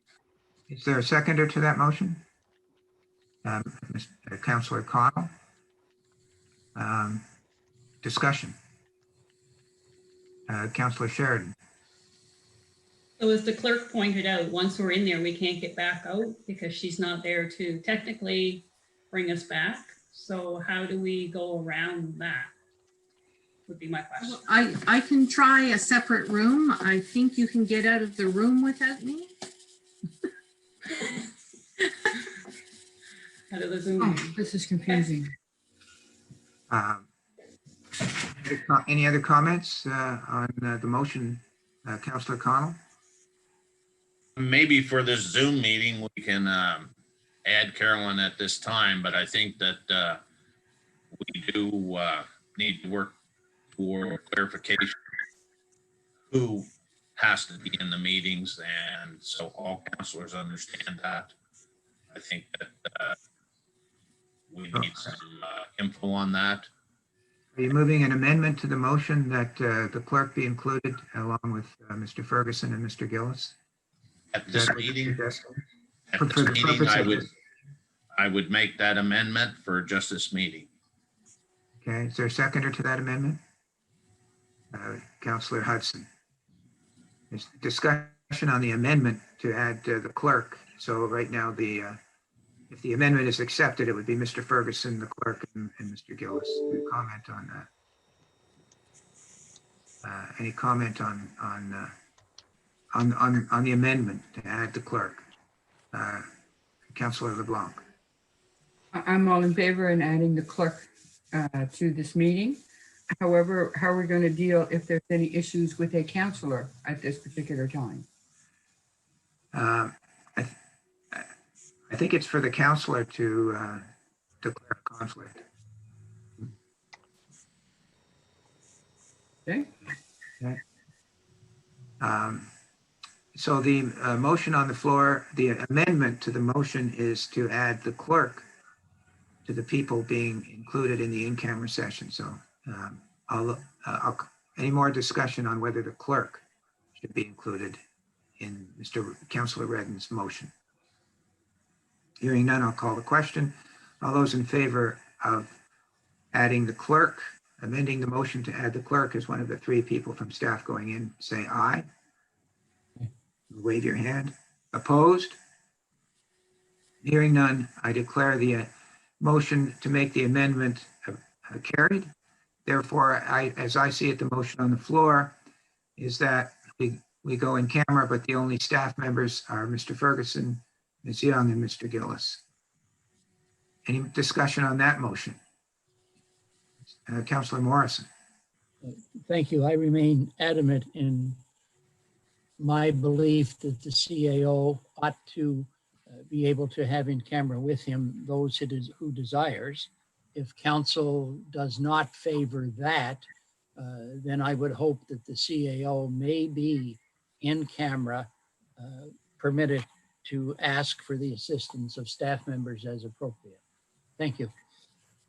Yeah, good comment. Deputy Warden Gunn. Thank you. Just a couple of comments here. You know, we can't go into camera really unless we do have a solicitor with us. That's part of, that's written down, prescribed. And the other thing was that we're really, if we look at these in-camera meetings, the way they're laying out, we should have an agenda for in-camera meetings. There's all kinds of things. I've got a site up here that's adopted by Halifax and most of the province.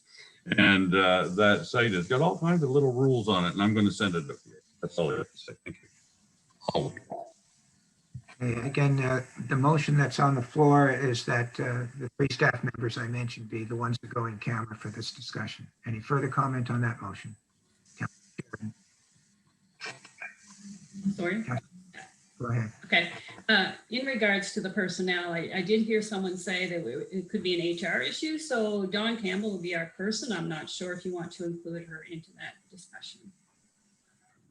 Well, right now, this is an issue before council to discuss who should be in camera. Okay. Just want to bring that up. Thank you. Yeah. Last comment then, since you made the motion, Councillor Redden, I'll let you have the last say. Thank you, Chair. I was not trying to be overly restrictive in my with personnel. It's more that I didn't know where to start, and I thought with lots of restriction would be the place to go, and council would be welcome to welcome other people in. That had been my thought on my initial restrictions with council, and that I have great concern for our staff. Thank you. Then, unless there's further discussion, I'll call for the question on the motion. Would the clerk read the motion? Oh, we go back to the beginning. It was moved by Councillor Redden, seconded by Councillor Connell to meet in camera under sections 22(2)C and F, and that the CAO, the solicitor, and the clerk be invited to attend. Okay. All those in favor of that motion say aye. Aye. All those opposed? Nay. Opposed? I see one nay. Are there any other nays? Okay, motion's carried. So we're going to go back in camera then, and Mr. Ferguson. Allow me to stop the recording, please. Yeah. Go ahead. We are back in open session, coming out of in-camera discussion. The motion on the floor is that the Larry Powell, Lynn Lonmar emails be received for information. I'll call the question. All those in favor say aye. Aye. All those opposed say nay. Nay. Nay. One nay. I declare the motion carried. All right. It's 20 to 12. What's the practice? Do we break for lunch or what do we do here? After break. We do. Typically, yes. You did add one more item of new business at this point. Right, we've got 2 more to go under new business. About quarter Yes, the answer to the question is you do break for lunch. What's the wish of council to break for lunch? Do you want to keep motoring through this, or should we and maybe have lunch at 1 if we get through, or do you want to break at 12? I'm looking for direction from council. If we don't take breaks, I would rather have a little break now or break for lunch. One way or another, we need a break. I need. That could be good. 15 How long minutes. do we usually break for lunch? Half hour, maybe? Half an hour for lunch. Half an hour for lunch. Minutes. Yeah. Councilor LeBlanc, did you say you'd like to break for lunch now? Well, that looks good to me. I'll make that motion. We break now. Sorry.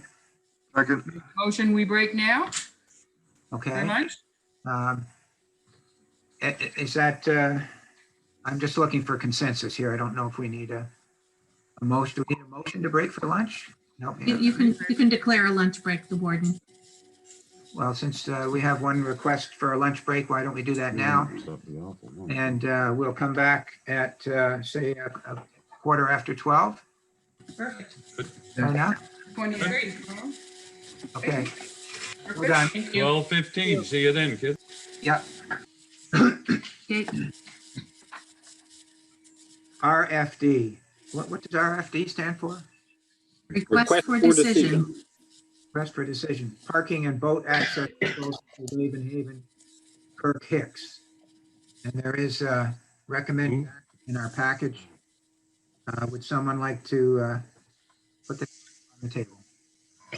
I move that council not enter into a use agreement with Kirk Hicks to develop a long-term parking storage area at Raven Haven in exchange for Island Park picnic land. Is there a seconder for that? Councilor Bartow? Discussion. Councilor Connell?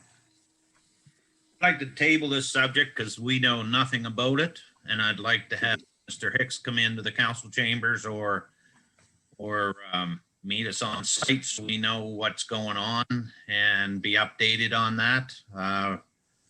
We know very little about what his plans are or what the situation is there and how much land do we own there. And there's all kinds of questions that I'm sure new councilors don't know, and I've been there before and I'm not 100% sure.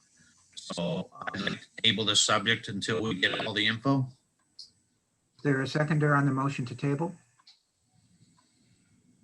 Councilor Sheridan will second the motion. Discussion on the motion to table.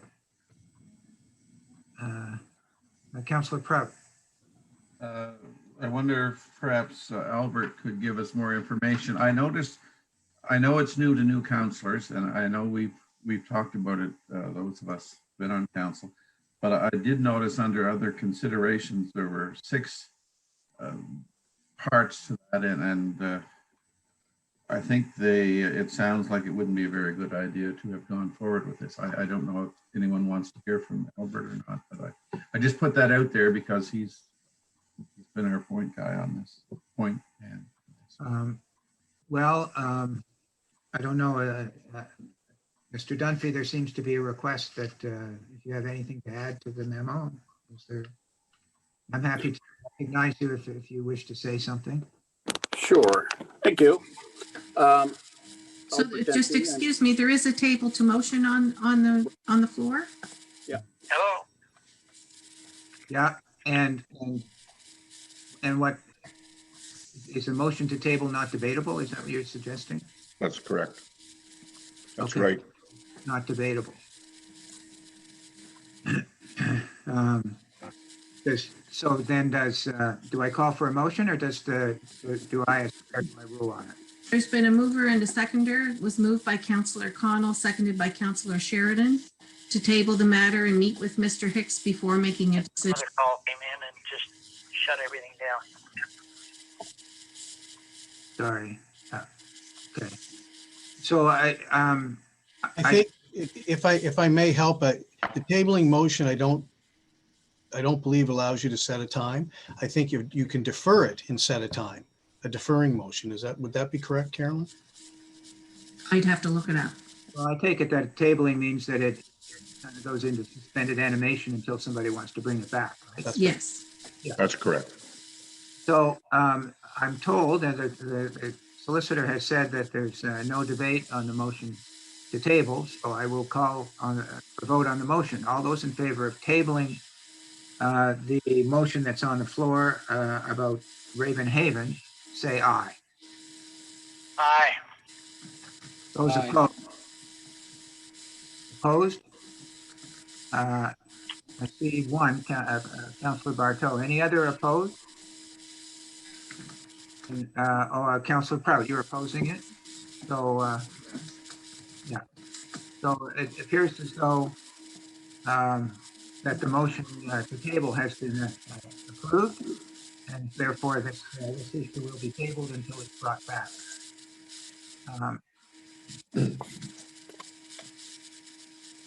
But before we leave the subject, yeah, I think, Mr. Councillor Connell, you had something else that you said when you spoke about getting more information. Is that what you plan to address? That the person who made the motion, the person that brings it back off the table? Anyone Yes. vote? Can anyone bring it back off the table? Was that your question? Yes. What does the solicitor say? Yes. Anybody can bring it back. It has to be a counselor. Oh, yeah. Okay. I will say that I'm in the same boat as Councillor Connell, and I would, I plan to go and take a look at, I've never been to Ravenhaven, so I'll go down there at some point, but maybe the new counselor should go as a group, you think, or maybe we'll just wait for it to come back, or I'm a bit of at a loss, but I really don't know anything personally about the situation there. Mr. Dunphy? I was just going to suggest myself and the recreation manager are happy to take anybody on a tour. Just tell me a time and a date, and we'd be happy to arrange it. All right. The next item on the agenda is Councillor Red brought up something about a court date, December the 9th.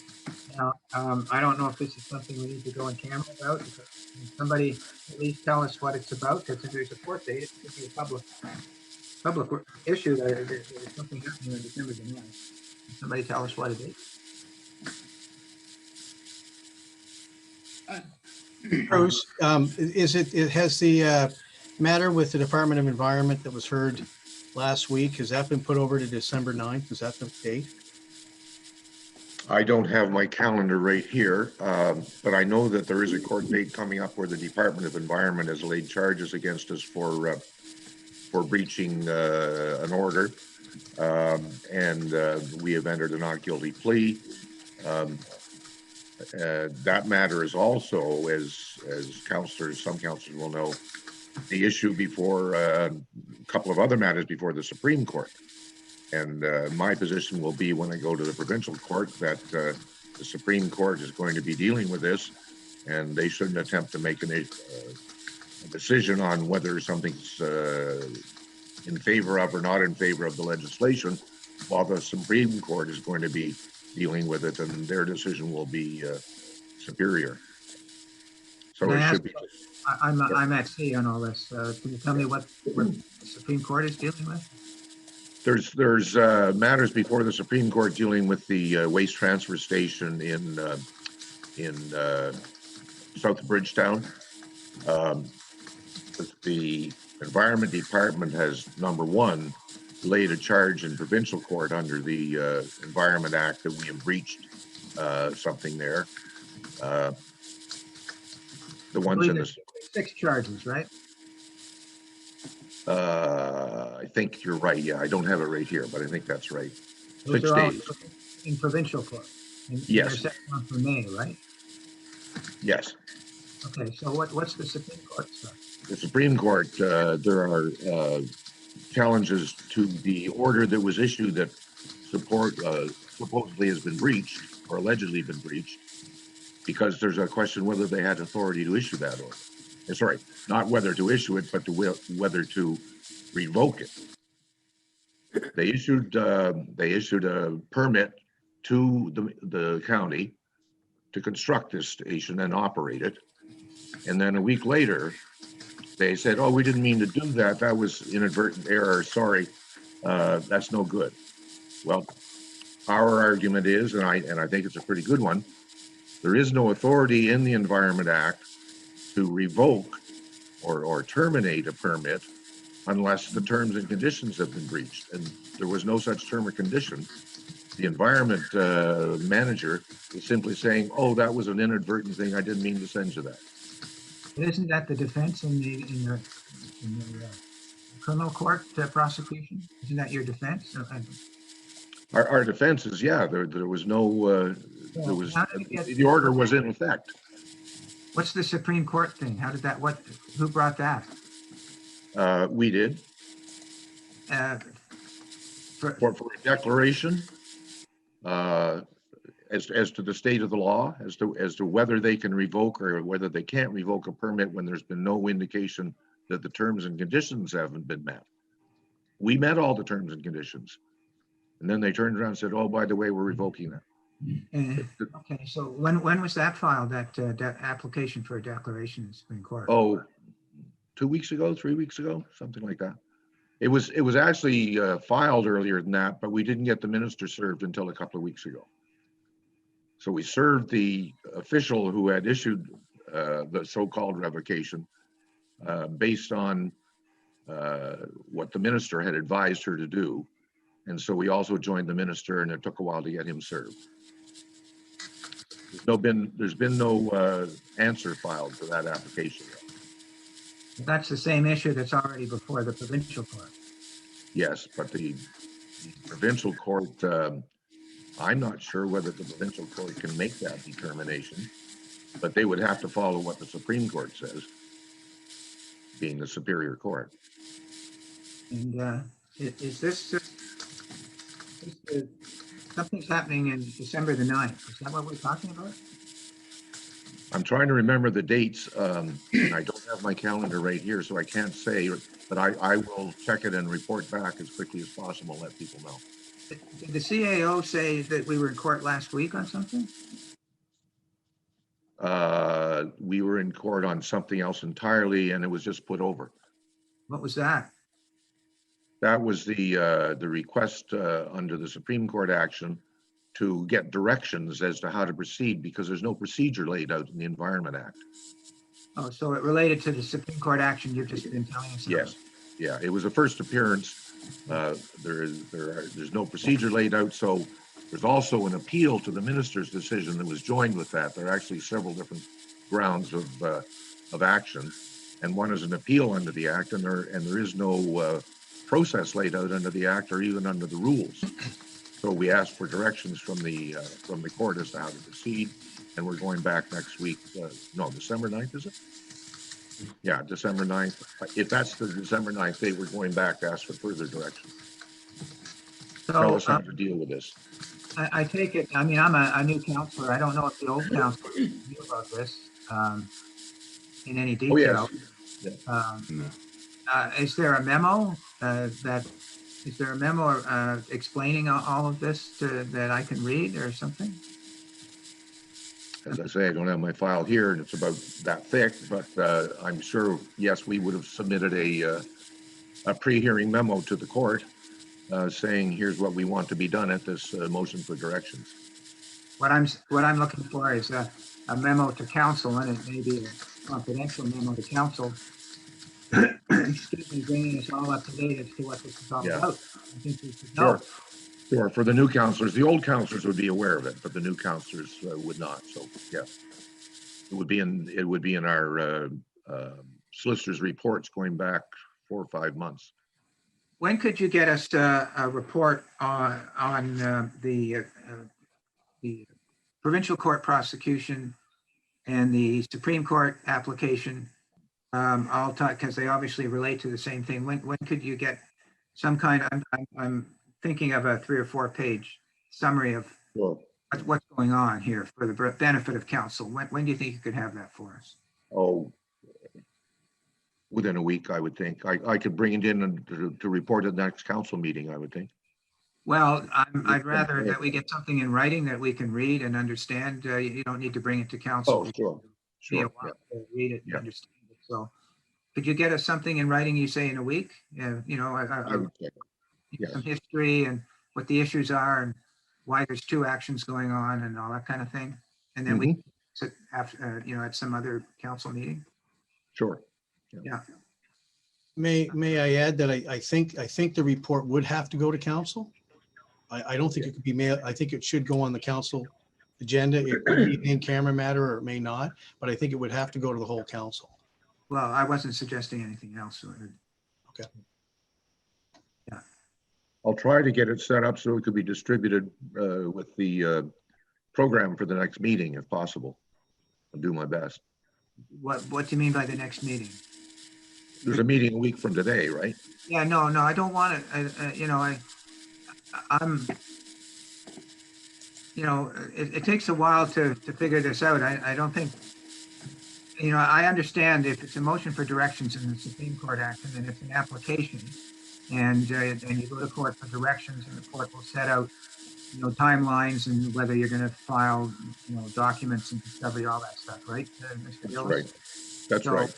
So, we're basically, that's what's going to happen. Is that the December 9th thing, Councillor Redden, you were mentioning, or is that what's happening? Yeah. So there's no urgency. I think if we get it sometime around next week, but I don't really want to put it on the agenda to deal with. I think we need time to digest it, maybe ask more questions, and maybe deal with it in June. Sure. Okay, I'll make a note of that, and I'll just make sure that that something is sent out that you can deal with and have time to read over and digest. Yeah, sometime if you could get it to us in a week or 10 days and we can take a look at it and decide what to do, that would be great. Maybe we can deal with it in the December meeting. All right. Okay. Did I see a hand up? I was just going to mention that So, yes.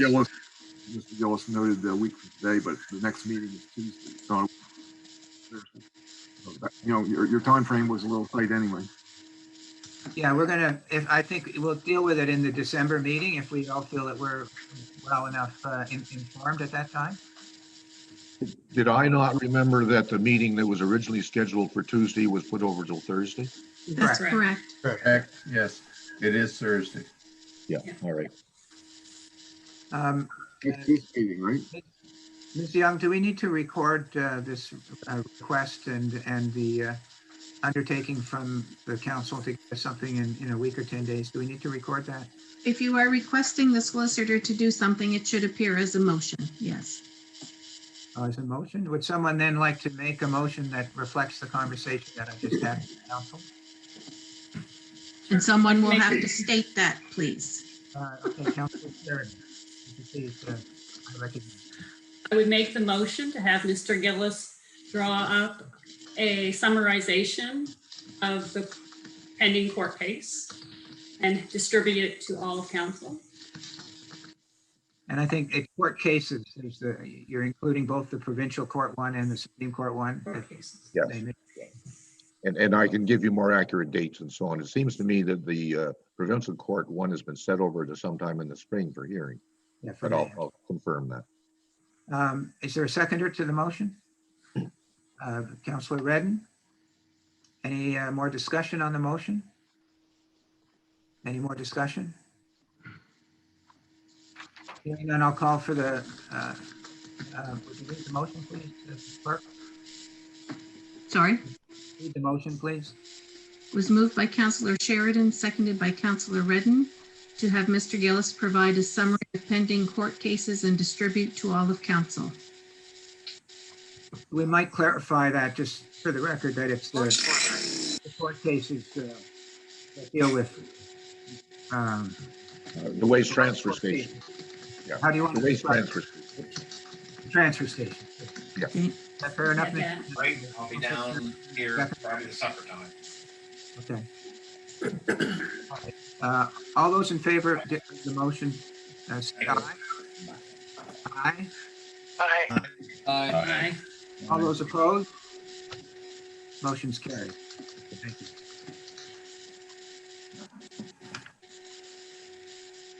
So we're going on to departmental reports.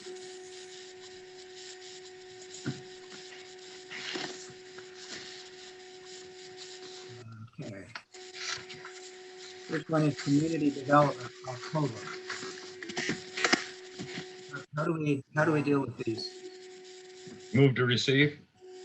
There's a motion to receive the report of the Community Development October 20 monthly activity report. Is there a seconder to that motion? Councilor LeBlanc. Discussion on the motion? Any questions? Councilor Hudson, did you wish to say something? No. Do we have a discussion on that? Yeah, I'm asking Normally, for- I think, yeah. I'm asking for discussion on the motion on the floor, which is to receive for community development. I don't see any hands. I don't, does anyone wish to make any comment on that motion? And the motion is, I'll even say it myself this time, a motion to receive this for information. All those in favor say aye. Aye. Aye. Opposed? Motion carried. Thank you. The next item is the protective services report for October.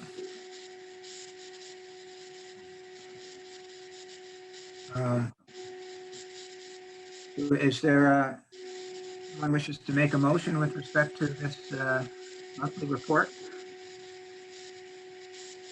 Councilor or Deputy Warden Gunn? Move to receive. Is there a seconder for that motion?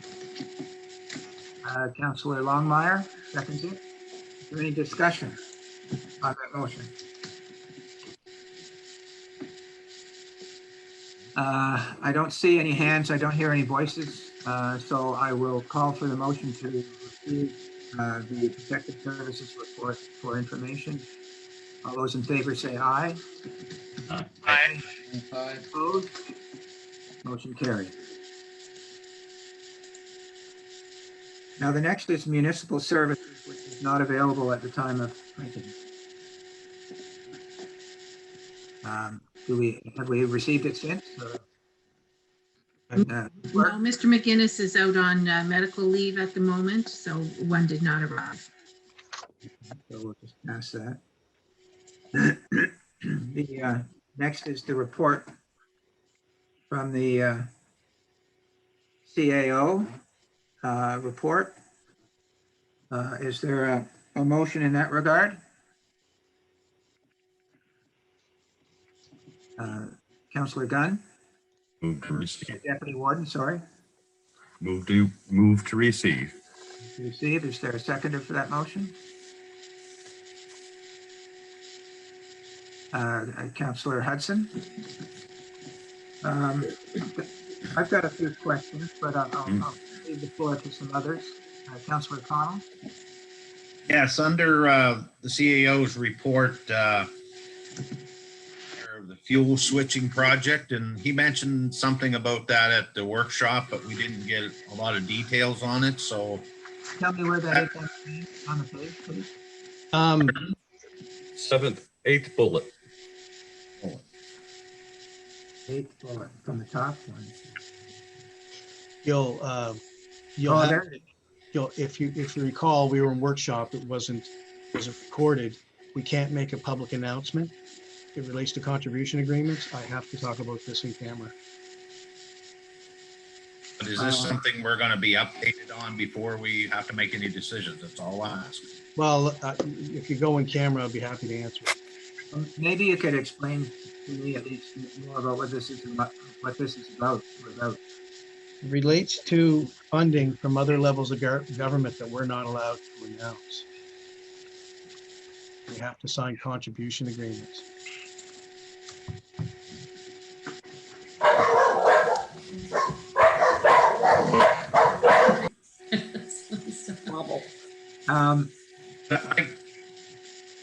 So will this come back if we have to sign some agreement? At some point it comes back to council, does it? Council has already look. If I really think it's sensitive enough that you should go in camera, and I'm not saying that to be difficult. I really do believe you should discuss it in camera. Councilor Sheridan. Could we add this to the in-camera that we already have and just talk about it at that time? Because we'll be going in camera at the end of the meeting. As far as the agenda is concerned, I think I'll ask for consensus on that perhaps, rather, I don't know if we need a motion just to move it around on the agenda. Anybody object to that? Hearing none, then I think by consensus, we'll just add sequestration and fuel switching project to the. Any other questions with respect to the report?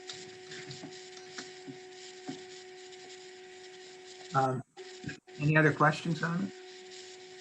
I have one at the bottom under key result areas. It says negotiate lease agreements for internet. What's that? What's that about? What was it? The negotiate lease agreements for internet? Yeah. Yeah. We have to establish points of present locations where the software is used that takes in the backhaul signal and then distributes it according to the population of houses that are connecting to it. So it's a POP location that is near the backhaul links in order to set it up. We have to have 3 POP locations as part of our build. And I don't know what a POP location is, so if you could, I'll plead my ignorance. So a point of presence is the POP is the term. The acronym is point of presence, and that's where all the technical equipment has to be stored. It has to be in a temperature-controlled room. It has to have access by the technical people to adjust things if necessary. It has to have a backup generator. It's just a requirement of POP location as it relates to our build. So in some cases, we're able to put it on our own property. In other cases, we're not. So we entered into a lease arrangement with Wolf and Horse, survey company on the Junction Road. The original POP location was actually located in the community college.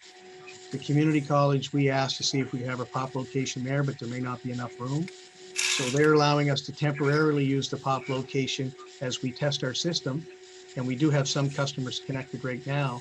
And so we were asking the surveying company if we could build a structure on their property. And they said, look, we're planning on creating an extension. If you want to enter into a lease arrangement with us, we'd be happy to do it.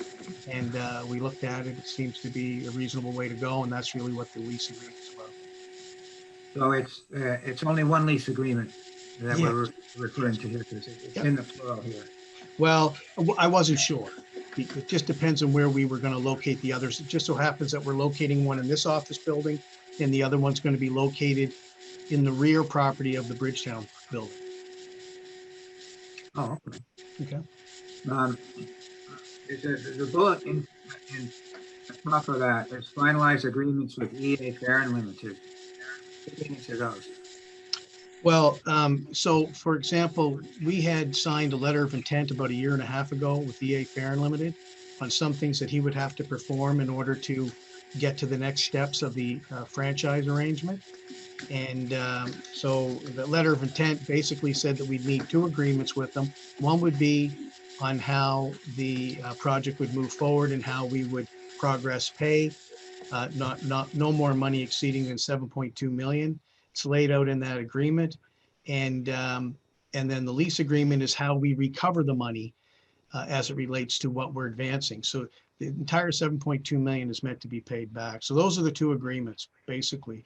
And they've really, they were planned on being put in place, but part of the delay in the lease agreement was getting all the property matters finalized. So when Upper Clements Park was running into financial difficulty, there was an expedited move for us to purchase the property, and everything moved very quickly at that point in time. And then COVID happened. And so we were not able to get a lot of the work done on time because of COVID. So those are the 2 agreements, basically. The one that was voted on last week was really, it all stems from the letter of intent, and it's how we receive our money back. Are we going to get some summary as to what the relationship is with the EA Farron Limited and all that? Yeah, sure. No, we'll be prepared to show. We can show you the agreement, and we can do all that stuff. When can we do that? Pretty soon. We just executed the last agreement last week. So whenever you want to see it, we can bring it to council. Well, I'd like to see a summary as well. I mean, not just a bunch of agreements. I'd like to have a memo that sets out how this is supposed to work.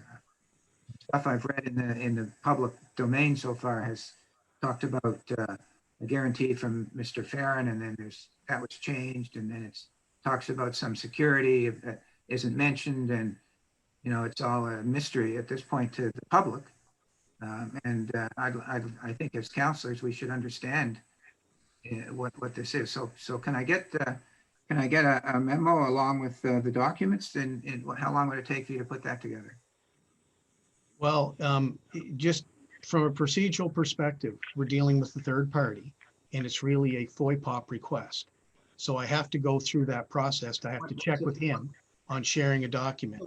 Sorry, okay? It's not a And even FOIPOP. council has to go through that process. So that, unfortunately, that's the process that we'll have to follow. Well, I don't think council doesn't have to go through a FOIPOP. Council doesn't have to go through a FOIPOP.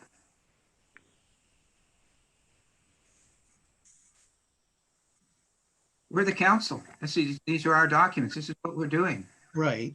No. Right. But You if don't you have want, if you want the document to go to you and not to council, it is a FOIPOP. What? And I think it's in your package. I could be, look, I'll defer to the solicitor. Could you help us out? If council wants some information about a business operation it's involved in, it has to FOIPOP it to get the information? No, that's not what I said. I said, if you want it to go to council, you're dealing with a third party on a contract matter, it can go to council, but it can't get released outside of council to you individually. I have to treat it the same way as a FOIPOP. I didn't understand that. I'm afraid I just didn't understand what you said. I'm very sorry. You're welcome to repeat it, maybe a little slower. I just didn't understand it. It's my understanding. And if you have a contract, you can bring it to council and you can bring it in camera.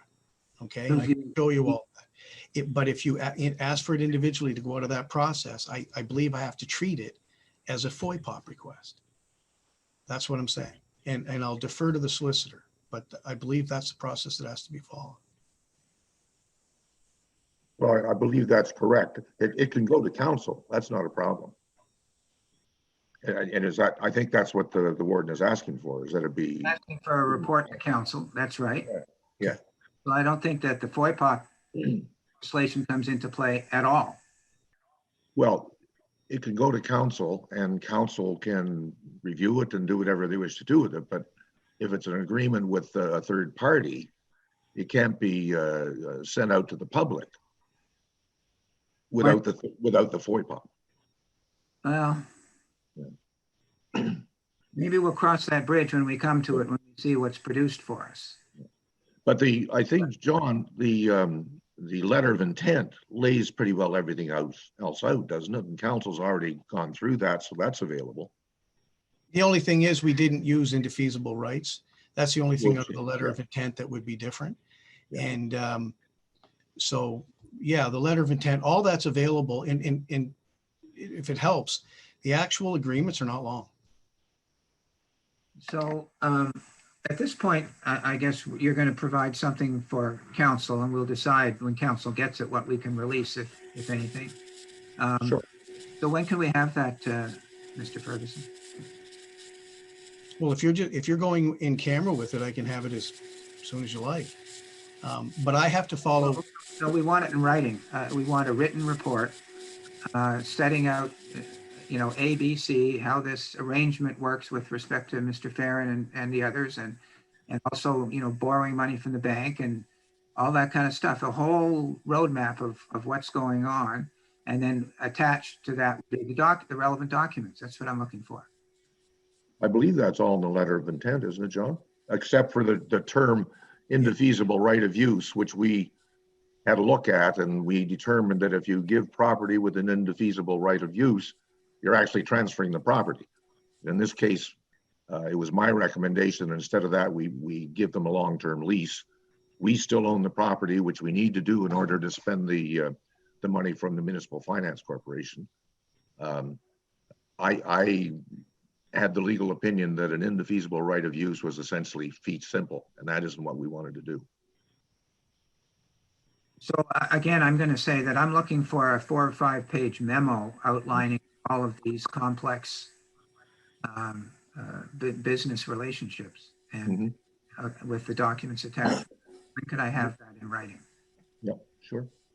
I don't think it'll take 4 or 5 pages if you have this document at the end of the. Well, no, you know, I might be able to read it, but you know, others may have more difficulty, and I think they need layman's language. Are you requesting a report to council from the CAO? I think that's what we're doing. You could, if you put that in a motion, then it's trackable and traceable.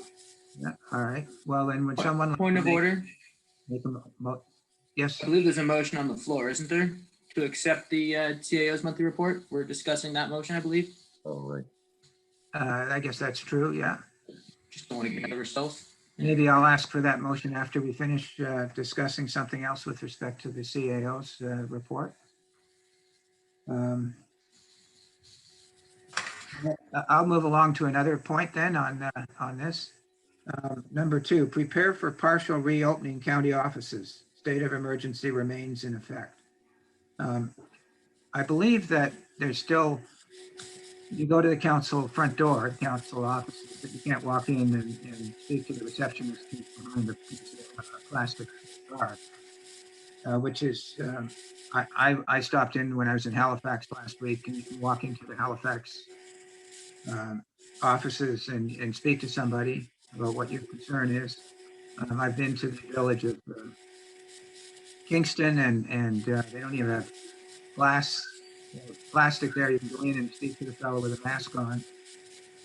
It looks like we still have, people can't just walk in and perhaps deliver something other than dropping it in the drop box if it fits. Is there any problem with opening up our front door? To have an unlocked front door? No, I have no issue with it. But as soon as somebody from the outside comes in, and with the number of people in the building, as it relates to the state of an emergency, then everybody has to put their face masks on. And we have to do that every time somebody comes out of the building. So we try to do it by appointment so we know and that we can manage it. But that's the only reason why we have the door locked. You can still come into the building, but it's just not open at this point in time for somebody just to freely walk in. And so if a few people walked into the front lobby area, it's not large enough. And so we've communicated, whenever somebody's come to the door, we've come to the door. If they needed a face mask, we'd give them one, and we treat it that way. We do have people here that are monitoring it, but that's why the door's not been just basically left open. Well, I think it sends a poor message to the residents of the county when you can walk in and talk to someone. Look, I would, whatever council wants to do, if you would make a resolution to do it, I will do it, but I'll have to do it in accordance with the state of emergency. That's all. And whatever you want. Well, we're still discussing. I don't think we're in a motion at this point. Maybe later. Councillor Cotw? And I had some citizens' concerns that they can go in the neighboring counties and do business with their within their preview of their companies, and they're having issues with the fact is they happen to try to make appointments and stuff like that. If they're driving through Lawrencetown, they want to know why they just can't stop in. Myself, I've gone to the Premier's office, and when you go into the Premier's office, it's a heck of a lot smaller than any of our offices. And there's notes up there on the door that if there's someone in there to wait until that person leaves. So there's ways to deal with it. I think that our offices should be open.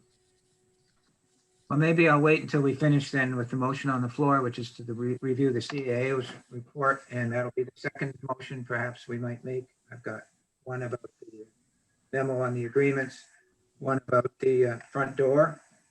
Any other questions then about the CAO's report? Councillor Sheridan? Yeah, I was just wondering if John would be able to give us an update on internet, if he's able to, if there's any more connections ready to take place or anything we should know. Yeah, actually, we usually meet every Wednesday. Yesterday, the meeting wasn't held, but they know that we want an update on council and they're working on that. They may have it ready by now. I'll try to have it for the council in their update.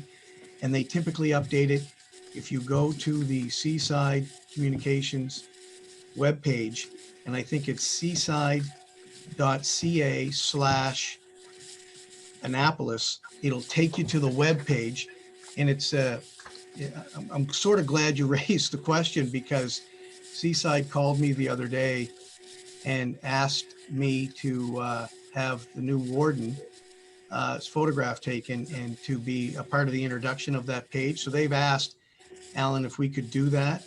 And when they asked, the elections for warden hadn't occurred. And so they would like to set up a photograph with you as soon as possible to put on the webpage. That's there. But if you just go to seaside.ca, you won't see it. I think it has to be seaside.ca Annapolis. And I'll verify that, but it'll give you a fairly decent update on where the project is, but they'll give another update to council as well. Thank you. I had a similar point to raise in my notes here. I'll just use myself as an example. The Bell work is going to stop 3 houses down from my house in Clarence.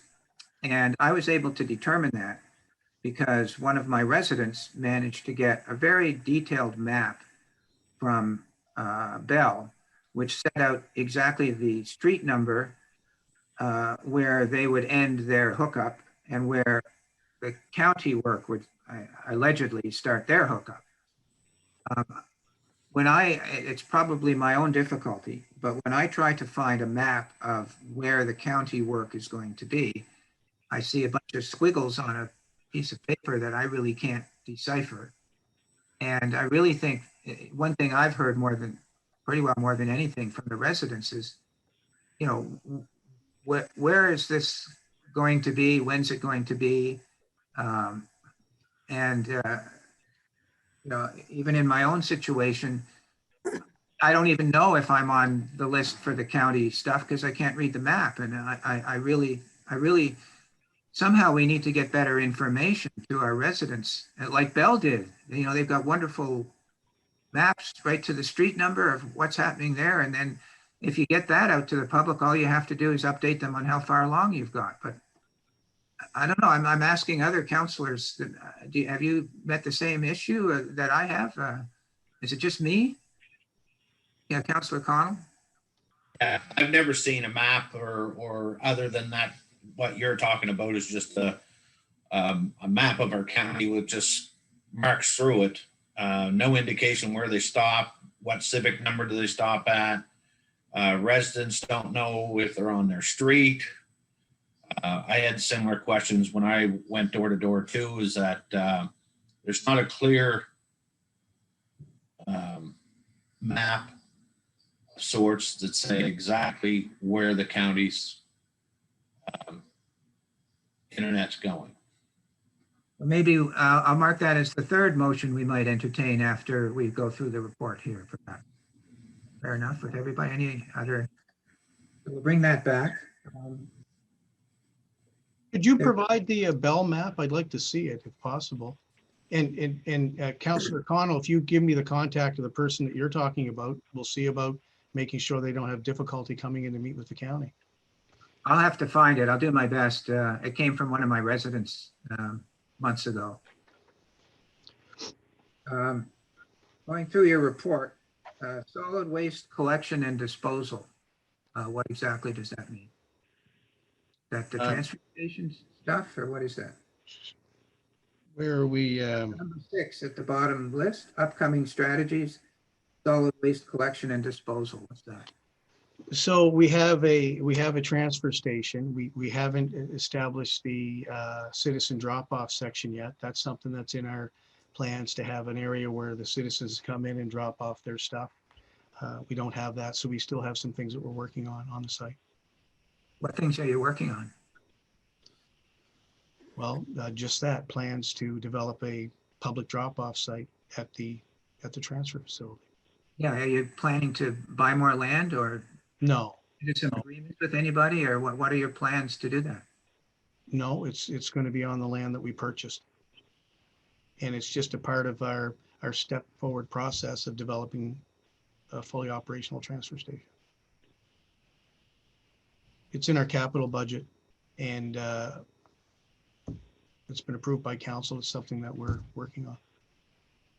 You're working on getting, you say you're working on getting a citizen drop-off location at the transfer station. Is that it? And you've got plans to do something? Yes. And what are the plans? So like, what do we have to do then? I'll put it this way. What do we have to do then to get the citizen drop-off thing done? Well, we have to construct it. It's a place that would be covered. I'm not sure how many roll-off bins we'll be using as part of the entire plan, but citizens would come in, be able to take their stuff from their vehicle, put it in a bin according to what bins collect what. And then those bins, when they're full, they're hauled out. We just have to develop that site for that purpose and get it approved from the Department of Environment. That's what you're referring to as solid waste collection and disposal? Oh, sorry, I see some questions on this. Councillor Hudson? Yes, what's the budget for that? I'd have to go back and check with Janice. I don't have the figure on the top of my head. So when could you get that information to council? Soon. What soon? Next week? Yeah, well, if Janice was here, I'd probably go try to get it today, but I can get it for Sure. next week. Sure, I have. okay. All right. There has to be a resolution. Sorry, there has to be a resolution. That's all. We'll get it. A resolution. Motion from council. There has to be a motion from council, you say? Is that what you meant by a resolution? Yeah. Yes. Okay, so that's, I've lost track a little bit. That's the fourth thing. So that was the budget for the drop-off. Is that, Councillor Hudson, that's what you're looking for, the budget for the drop-off center? That's correct. All right. Excuse me, there's the short-term memory that goes first, right? Councillor Redden? What did I say? Yeah, Councillor Redden. Thank you, Chair. Directed to Mr. Ferguson there. Do you know, are we doing household hazardous waste at that in this round of this next phase of development there? It's a good question. We do have plans. We haven't decided anything yet. Really what it is it's a metal container that when someone brings paint or other stuff, it has to go in there. And then the disposal company that handles that stuff comes in and takes it from the site, and they have to follow a process. It is in our plans, that we've not moved on it at this point in time. So go ahead, We Councillor don't Redden. offer that service, I guess is what we're saying. You want to ask a follow-up, Councillor Redden? Yes, Chair. Thank you. Is there further environmental work that needs to be done with household hazardous waste versus regular waste? Yeah, you have to meet the requirements to have that on your site, and the people that are coming in to pick it up, there has to be an operational plan and how they do that. And that has to be a part of it, yes. Okay, whether Councillor Connell. So in bringing in information back on the cost of the household thing, are we going to get a complete update on the cost, what it's cost so far for that sorting station? Is that what you're looking to get, Councillor Connell? Yes. Maybe it sounds the way we're going through this, that's another motion perhaps at the end. If you want to bring it up, would be my fifth one. Shall we, is that all right with you, Councillor Connell? You want to deal with it that way? Yes.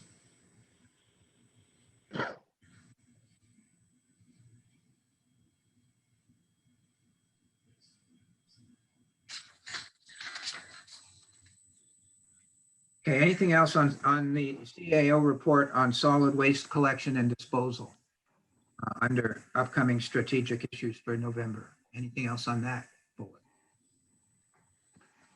The next bullet, the next number 7, legal defenses. What's that?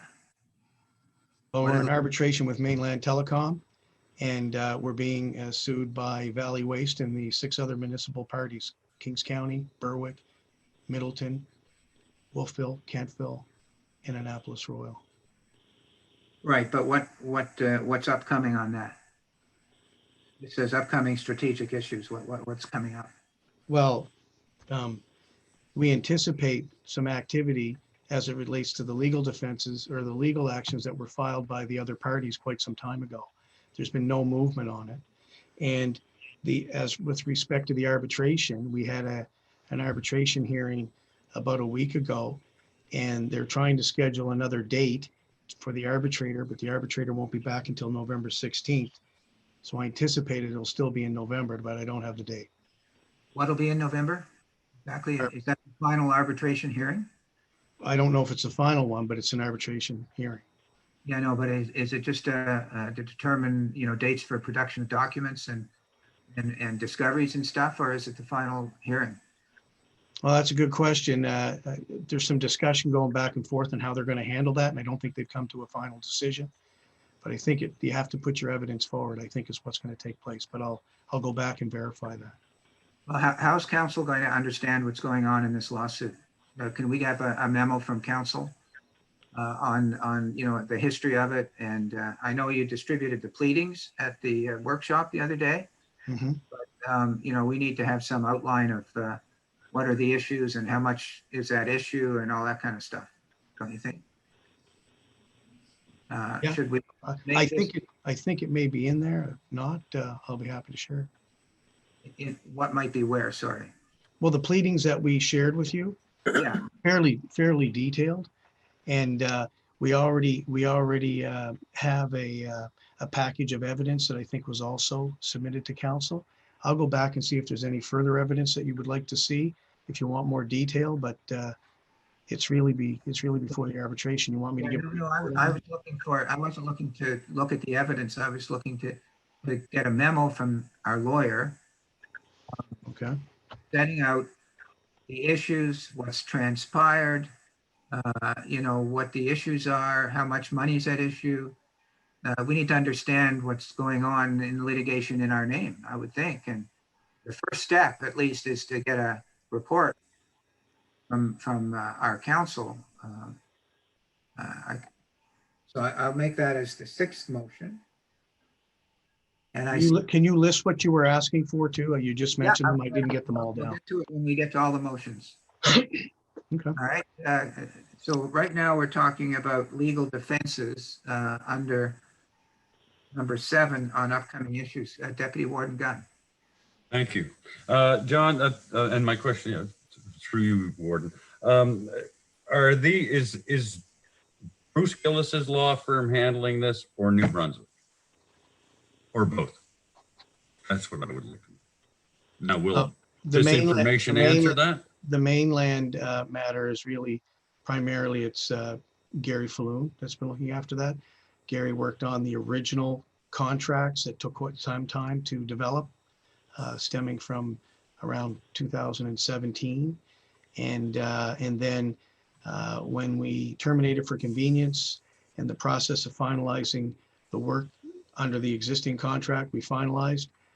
Mainland Telecom wanted to continue with arbitration under the CCDC 14 contract.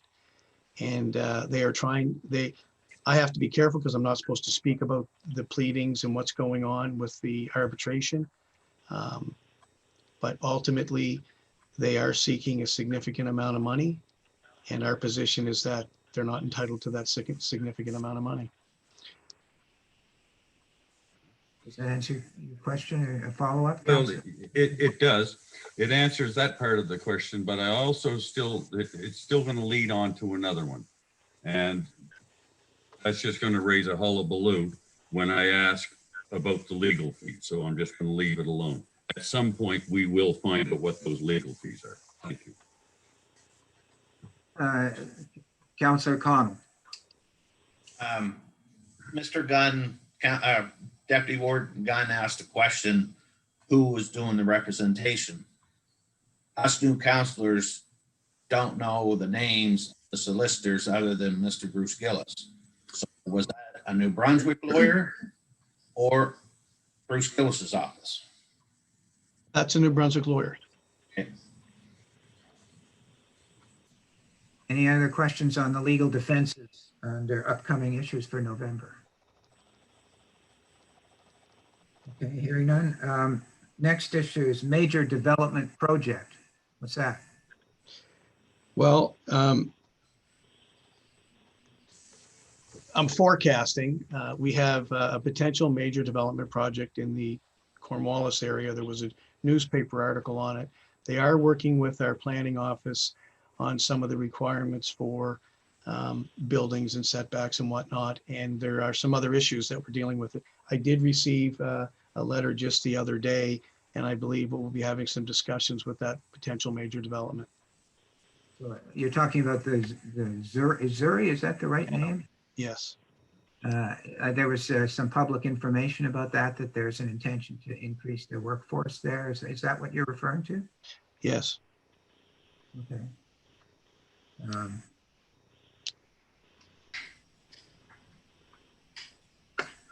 Okay, any other questions at all on the monthly report? And then I'll go through. I've got 6 motions that I'll ask for. Any other questions? Councillor Sheridan? I can't hear you. He's muted. Sorry. Just one quick question regarding the Upper Clements Park, the assets there. Is there any updates? I heard that the carousel was going to be available again. Is that true? What I've been reading or hearing? Well, there's more than one proposal, I think, on the hearing. So I think Janice has gone back just to see what people are going to finalize in that regard. If any of the assets aren't sold through this RFP process, then we intend to have an auction. Okay, thank you. Okay, I've got a list of motions that to put before council arising out of these discussions. The first one. Excuse me, Mr. Warden, can you just, on the motion to receive and get rid of that and then go into your next round of motions, please? Yeah, I guess it's a good idea, sure. Thank you.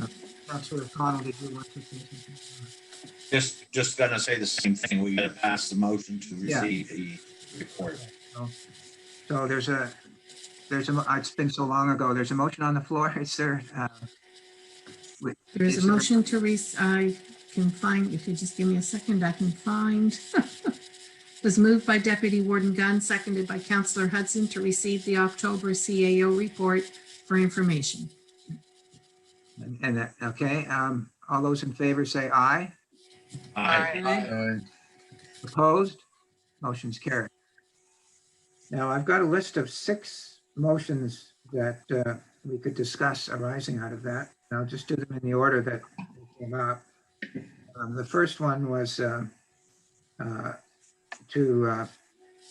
guess it would be Mr. Ferguson rather than the solicitor, but have a memorandum to council outlining all of the legal arrangements with respect to the Gordonston project with the documents attached. And I picture some 3 or 4 or 5 page memo that we might have. Would someone make that motion? I see Councillor Connell, seconded by Deputy Warden Gunn. And is there discussion on that motion? I just try to be sure I'm clear on the motion because I was going to get there. I don't capture it all when you move the speed of speech. I was going to get there. What I think I captured is to request a memorandum from the CAO to municipal council outlining the legal arrangements with the Gordonston projects with documents attached. Did I capture that? And I think in our discussion, I'd like to put a time limit on that. I think it was a week that you could get that. So is that all right for the mover and seconder that we ask to get that in a week? Yes. Yeah, okay. To receive that in a week? Can you give me by a certain date and that's easier for? Oh, yeah, what's today? Today's the 12th, so it would be the 7th. 19th. 19th, yeah. Is there any discussion on that motion? Hearing none, then I'll call for the motion. All those in favor say aye. Aye. Aye. Opposed? One, Mr. Prout. No, I was a late aye. Oh, it was a late aye. Okay. Sorry. So motion carried. Second one is with. Point of order, Warden Parrish. Would it be maybe better if you move the chair over to Deputy Warden Gunn? Just it facilitates following the procedures and what's being said, quite nicely. If he takes over the chair while you're bringing all these motions. I'm not bringing the motions. I'm inviting people to make the motion. Okay, yeah, sorry, that's. Good. Go ahead. The next one related to the front door of the offices being open, somehow arranging to have them open. And I'll let the person who, if someone wants to make a motion, I'll let them frame the motion. Councillor Cotw. I'd like to see our offices in Annapolis and in Lawrencetown open for the public. I realize it's going to take a little time to put plexiglass up and safety issues. So even if it was done by mid-December or the new year, it would be fine with me. So I make a motion that the two offices be refitted and safety precautions put in place and open by the end of the year. To that motion, Deputy Warden Gunn. Okay. Any further discussion, Councillor Hudson? I'm sorry, I'm sorry, I was typing, trying to capture the motion. Who was the seconder? Deputy Warden Gunn. Thank you. Councillor Hudson. Yes, I would like to make an amendment to that motion to include the Bridgetown office. Okay. Is there a seconder to that motion? Office. Councillor Gunn or Deputy Warden Gunn? I've got to get used to this. Yes. Any discussion on the amendment to the motion? Yes, it should be the Bridgetown Community Office. The Bridgetown Community Office? Yes, it's the community of Bridgetown. Is that all right with the mover of the motion that it be referred to as the Bridgetown Community Office? If that's what it is, I don't know. I really don't know. Yes, if I might explain, there is no town of Bridgetown. There is the Bridgetown community. Would like to comment on that. It should be the Bridgetown County Office. Sorry, you cut out there for a minute. Would you say it again?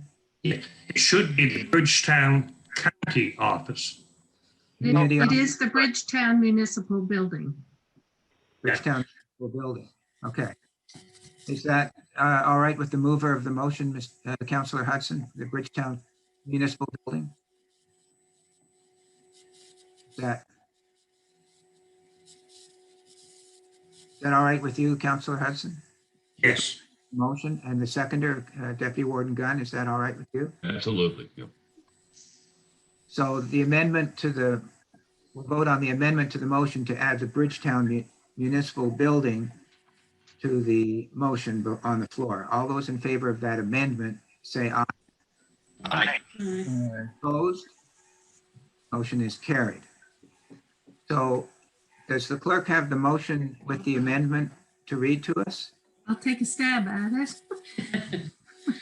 I just have to find it was moved by Councillor Connell, seconded by Deputy Warden Gunn, to arrange that the municipal buildings in Annapolis, Royal, Lawrencetown, and Bridgetown be open to the public in accordance with safety precautions being put in place by mid-December. That Councillor Connell, as the mover of the motion, does that capture what you want the motion to say? Okay. And the seconder? Yes. Yeah, it's good. Okay. Any further discussion on that motion? Councillor Prout.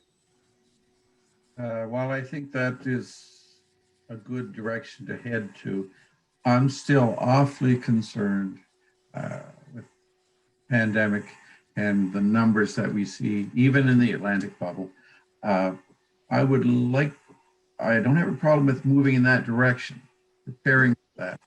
But I would not like to see us say by the middle of December or even the first of the year, I would like to be able to come back to this and say, until we know it's safe, until we meet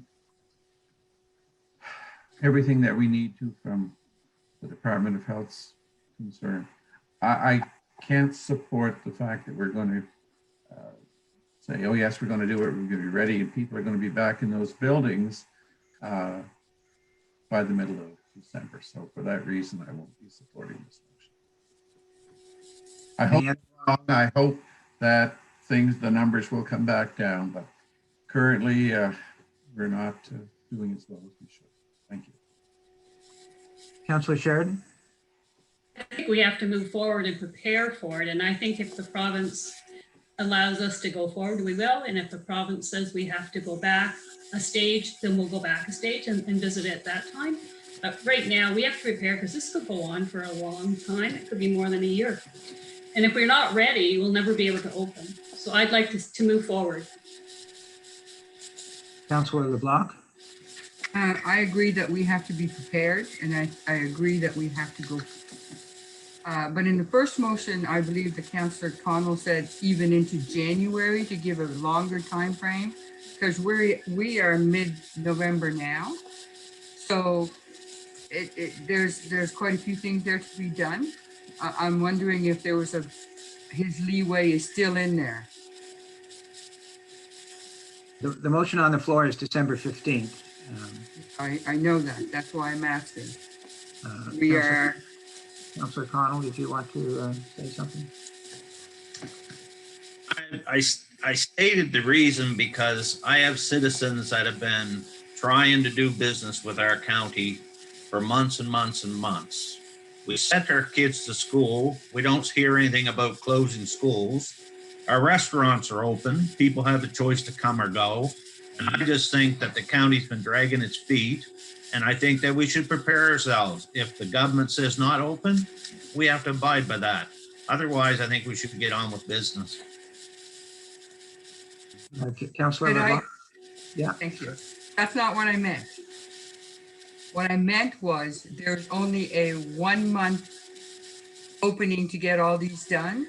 I was thinking from the first talking of this motion, I believe Councillor Connell had said, or into January. So give it a 2 month span. That's all I was asking. Okay. Any other comments? The clerk? I should have been stating it all along. In committee of the whole, when you're making motions, they're all recommendations to council. That's not even going to be acted on until next week at council, this recommendation. Yeah. Thank you. I think we'll have to make another amendment to that motion. I would move to have the front doors of all of our county municipal buildings open by the end of January. Is there a seconder for that motion? Amendment, I should say. Yeah. Amendment. Is there a seconder to that amendment? I'll do it. Councillor LeBlanc. Discussion on the amendment. Councillor Bartow. And it was mentioned for public access. Now, councilors considered staff or have access outside of that. And on top of that, the discussions we had at the talk after swearing in, that CAO was going to give us some information on setting up the council chambers and stuff. How does that all fit into that time frame as well? Maybe I'm adding too much to this one and it should be a separate topic, but I just thought before I forgot it that maybe I'd raise that issue right now.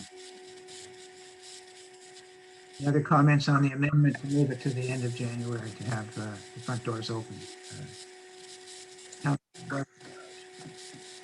Councillor Price. Thank you. And I thank the Deputy Warden and Councillor LeBlanc for that amendment. I feel much more comfortable with that amendment. Any other comments on the amendment? Hearing none, I'll call for the motion on the amendment, which I take it is to move the date to January 31st. All those in favor say aye. Aye. Opposed? Motion's carried. So now the motion on the floor, if the clerk could read the motion that's on the floor.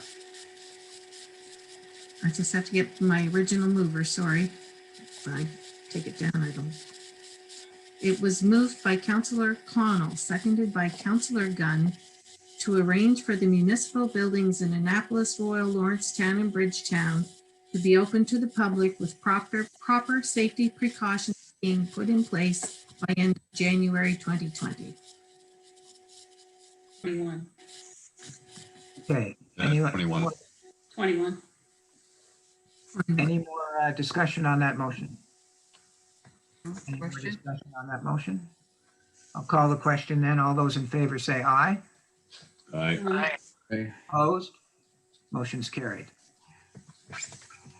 All right, the next one is with respect to the information to the residents with respect to the internet progress that on the county project as opposed to the Bell project. Would someone like to make a motion in that regard?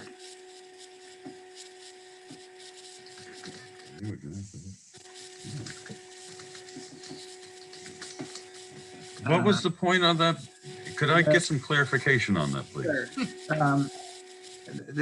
The CAO went through, he explained to us that if you go on the Seaside website and punch in as something, you get a web page or whatever. And there was discussion to the effect that Bell has a nice, precise right to the civic number of where their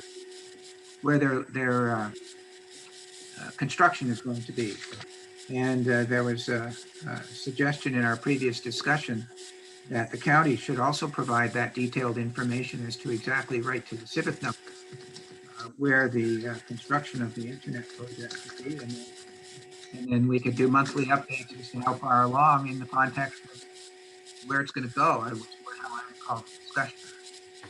So if anyone would like to make a motion with respect to providing that information straight up to and I think the idea was to get it on the webpage of the county, someone would make that motion and I think I think I've got it formulated in my head, if I may. I would move that the CAO direct Seaside Communication and Eagle Telecom to update us monthly as to the location that they've reached and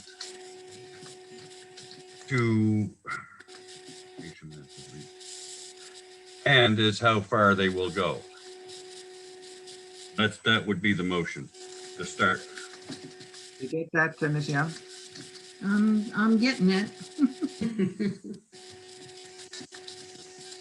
I believe he's missing the map part. Yes. I probably am. On the map, yeah. Yeah, the map. Yeah, there'd be a map. Was that, you could add that to the map that we can all read right to the civic number?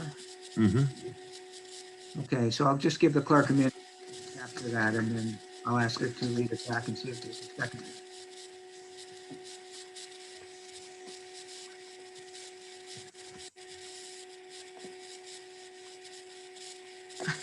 I added something and now it's not English. You're saying you want the civic numbers on the map? That's what I saw on the Bell map. It had the civic numbers where they ended their construction. Now I know I'm three houses away from where I'm not going to get the Bell. I'm 3 houses away. We have over 500 kilometers. Part of the process that Could you just hold on just a sec? We're just waiting to get the motion. Was there a seconder on it? Not yet. We wanted to make sure that we captured the motion. Could you read what you have for the motion? To recommend that the CAO direct Seaside Communication and Eagle Telecom to update council monthly with a map showing the location they've reached and how far they intend to go. Better. Is that Deputy Warden? Back, is there a second to that motion? Councillor Barto. Discussion on the motion? Councillor Sheridan. So in that motion, did you mean just to give us the last civic number that they'll be reaching at that point? Is that how Bell did it? Or you don't want every civic number, you just want the last civic number? The last one. Yes, thank you. Start and finish. Yeah. Councillor Redden. And do we want it updated every month as to where their progress or just where their plan is to go to? You cut out for a minute. I didn't say that again. You're in the motion, it says updated monthly. I'm wondering if we want their progress updated monthly or their final location updated monthly. You can answer that, but I thought the final location we had determined, but I'm. Can somebody help? I would have thought the last where they planned to stop. Who mentioned that here a few minutes ago, where they planned to stop? Because, Eagle plans this. They're not going out south, right? They're not going out in District 8. That's getting dealt with by Bell. So we got a pretty good idea of where that goes to and how far they're going. But we don't really have that yet from mainland, or not mainland, Eagle and Seaside, and I think that would be pertinent for citizens to know that. If I could go back to the question on the floor from Councillor Redden, it was whether there would be a monthly report on also the endpoint, and maybe if someone could address that. Are the endpoints fixed at the moment? Can somebody tell me that? You'd have to see the plan. CAO, are the endpoints fixed? It's just a matter of constructing up to where So, it's been. There's a bit of background that I think that'll help council, and I'd like I'll speak to it right now if it helps. The original build included, so I think you're speaking of the Port Lauren area. Is that what you're speaking to, Councillor Parrish? No, I'm talking about the whole county. Okay, no, but where Bell is stopping through, is that they're in Clarence? They're kind of coming down doors to Port Lauren, Clarence, Hampton. Yeah. So we had already put in our submissions to the provincial government and the federal government on what we were building with the core build and what we were going to be building with the Connect to Innovate money from the federal government. Bell, in the interim, applied to develop Nova Scotia and got funding to build within the Port Lauren area, East Dalhousie, and Bear River. We were unaware. So we did reach out to Bell, and we've been communicating with them, and we've been sharing their information on our webpage. Bell has already, in some of their locations, they already have strand to the pole. So they don't have to go through a make-ready process. And the make-ready process is all in the hands of Nova Scotia Power and Bell, mainly Nova Scotia Power, because the connection to the pole is a regulated utility. So we have all our submissions in for the make-ready work. Bell then comes back and gives us estimates on what it's going to be to go down a certain area. And how far they go or where they start may not completely coincide with the start or ending of a fiber strand loop or something to hook up. So Eagles told us it's very difficult to give them specific timelines for each area because it's dependent upon Bell's make-ready work. So they do on their map show where they are and show where they left off. I'm going to ask if they can show the civic addresses to help council understand that, but there's a lot more background information that I think would be helpful to council. I might ask them to come in and actually speak to council so that they can get a better understanding of it. But is there already a fixed point as to how far the fiber? No, because it's a design build contract, and it was designed this way in the event that we ran into difficulties. So for example, if we run into a water course that can't be approved for so many months, the build can go in other directions. If we save money on a build, we can apply that money to go farther in some areas. So it's a design build contract, stipulated price, but you have flexibility in where your design goes. And so now when Bell came in, that changed a lot of our design paths that we were going to take. So we're adjusting to that, and our contract allows us to do that. But can you produce a map right now that says where we're planning? Yes, fiber that we can all read? I mean, I can't Yeah. read. It was already circulated to the previous council. It was an up-to-date one that had real-time data. We don't put that available for the public, but counselors had a link to that real-time data, and it's there. It lists all stuff, where they are. You can zoom in on the map. It's very detailed. Why wasn't it given to the public? Well, Eagle Telecom wasn't prepared to divulge all that information to the public. They'll do a snapshot of where they are, but they won't divulge everything to the public as it relates to all the data and information that comes out of that. I think there's some corporate intellectual property there as well. We're not looking for all the corporate data. We're just looking for the endpoints of where they're going to build. We should be able to release that to the public, right? Well, look, it's ask Eagle Telecom if they'll do it. It's not my call. Any other comments with respect to the motion on the floor, which is get information with respect to the any other Question, comments? please? Sorry, did I hear somebody call for the question? Yes. Okay. Is everybody ready to put the question? If so, I will. I'd ask the clerk to read it back.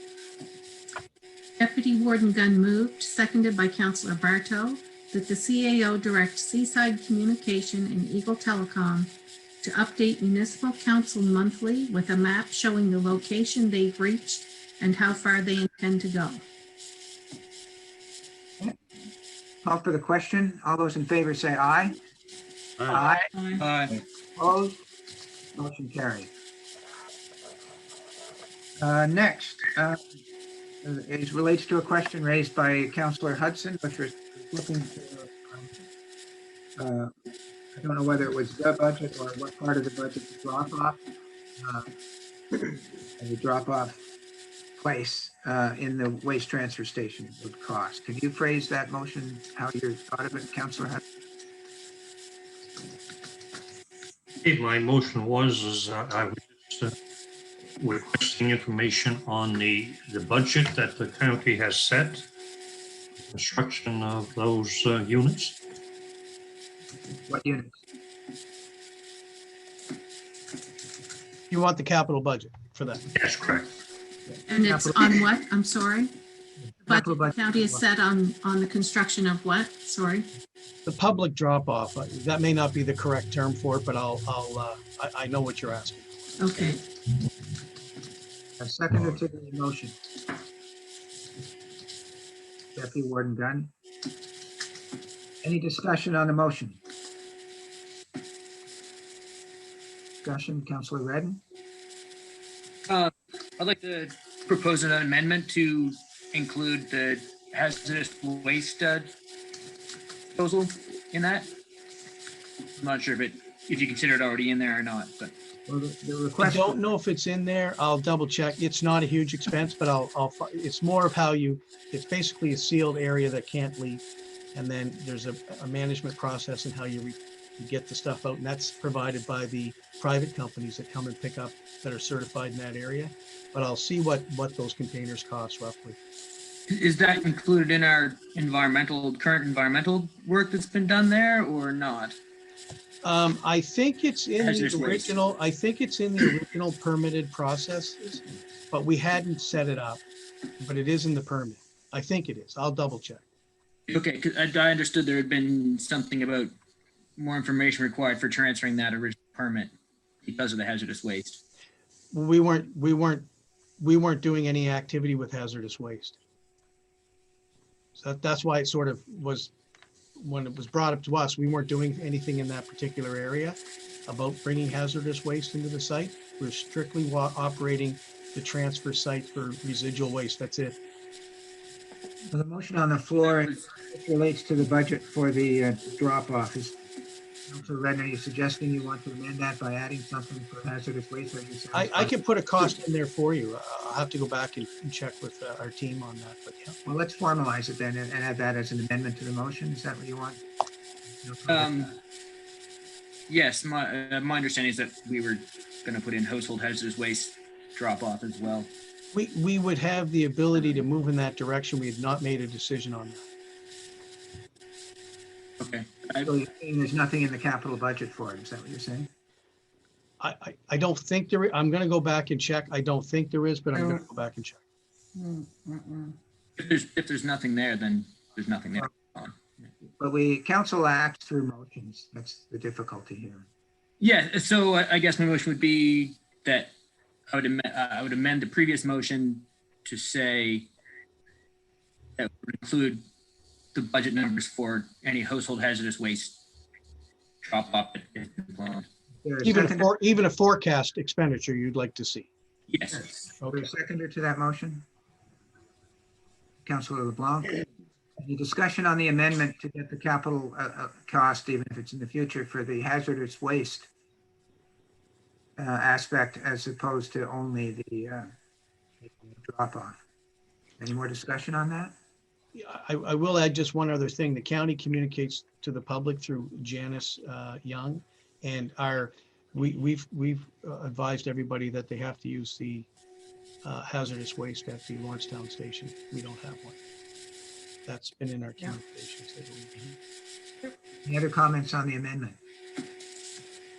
Hearing none, I'll call for a vote on the amendment. All those in favor of the amendment to add the capital cost of the hazardous waste, please say aye. Aye. Motion is carried on the amendment.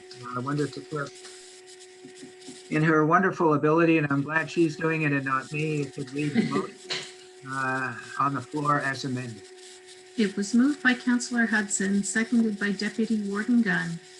Direct the CAO to provide the budget the county has set for public drop-off and to also include capital costs for the household hazardous waste proposal. That's again a recommendation to council. Yes. If I may, really, I don't think we have anything. I'd have to give you some sort of forecasted costs there. That's all on the hazardous waste. Yeah, well, whatever you've got, I'm sure it'll be fine. So is there any more discussion on the motion? If not, I'll call for a vote. All those in favor say aye. Aye. Opposed? Motion's carried. The next, I think was Councillor Connell wanted the total cost of the transfer station. Is that right? Would you like to make a motion, Councillor Connell? Yes, I'd like to make a motion that we get a copy of the complete costs so far for the new sorting station and include the cost of the lands, and I want a full detailed cost of what it's cost us so far to get into garbage ourselves. It's not a copy of anything. No. Summary. What you're looking for, right? Summary of the cost? It's a summary of the cost for the complete to this point. Okay. Seconder for that motion? Deputy Warden Gunn. Discussion. Not seeing any. I'll call for a vote on the motion. All those in favor say aye. Aye. Opposed? I see one nay. Councilor, what was that? Nay? You're saying nay, correct? Again? Me? Yeah. No, I said. I'm sorry, I didn't get Councilor. In favor. Oh. And what did you vote, Councilor LeBlanc? For or against? I didn't. In favor, for. Okay, so the motion's carried. Okay.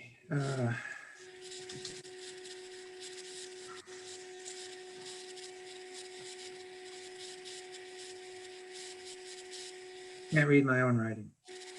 I think it had to do with the major development project. I'm not sure.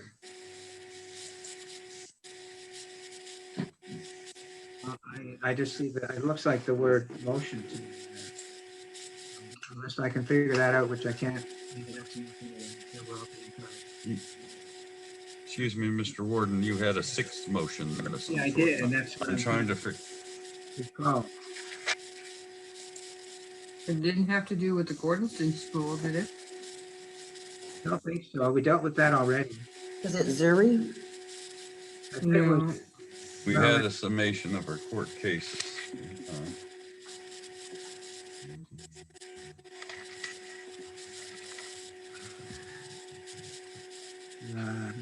Oh, I know what it was. Was it, is that what it was? The motion? Yeah, the court case, the summary of, have we dealt with that? The idea that we want the solicitor to provide us with a summary of the prosecution in the provincial court and the application that he's brought in Supreme Court. Have we dealt with that, or is that what I meant to refer to? The clerk, could you tell us if we've already dealt with that? I know. No, we didn't. You just would have to give me a second here to scroll back through I'm operating on 2 different screens and my mouse doesn't always cooperate.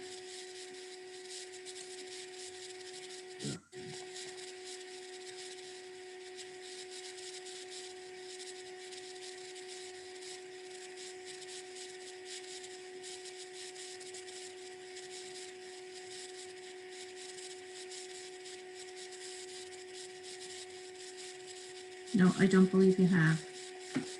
Councillor Redden, you brought this up originally. Oh, no, I had a note here about arbitration related to the internet contract. I thought maybe that was what you're referring to. Excuse me?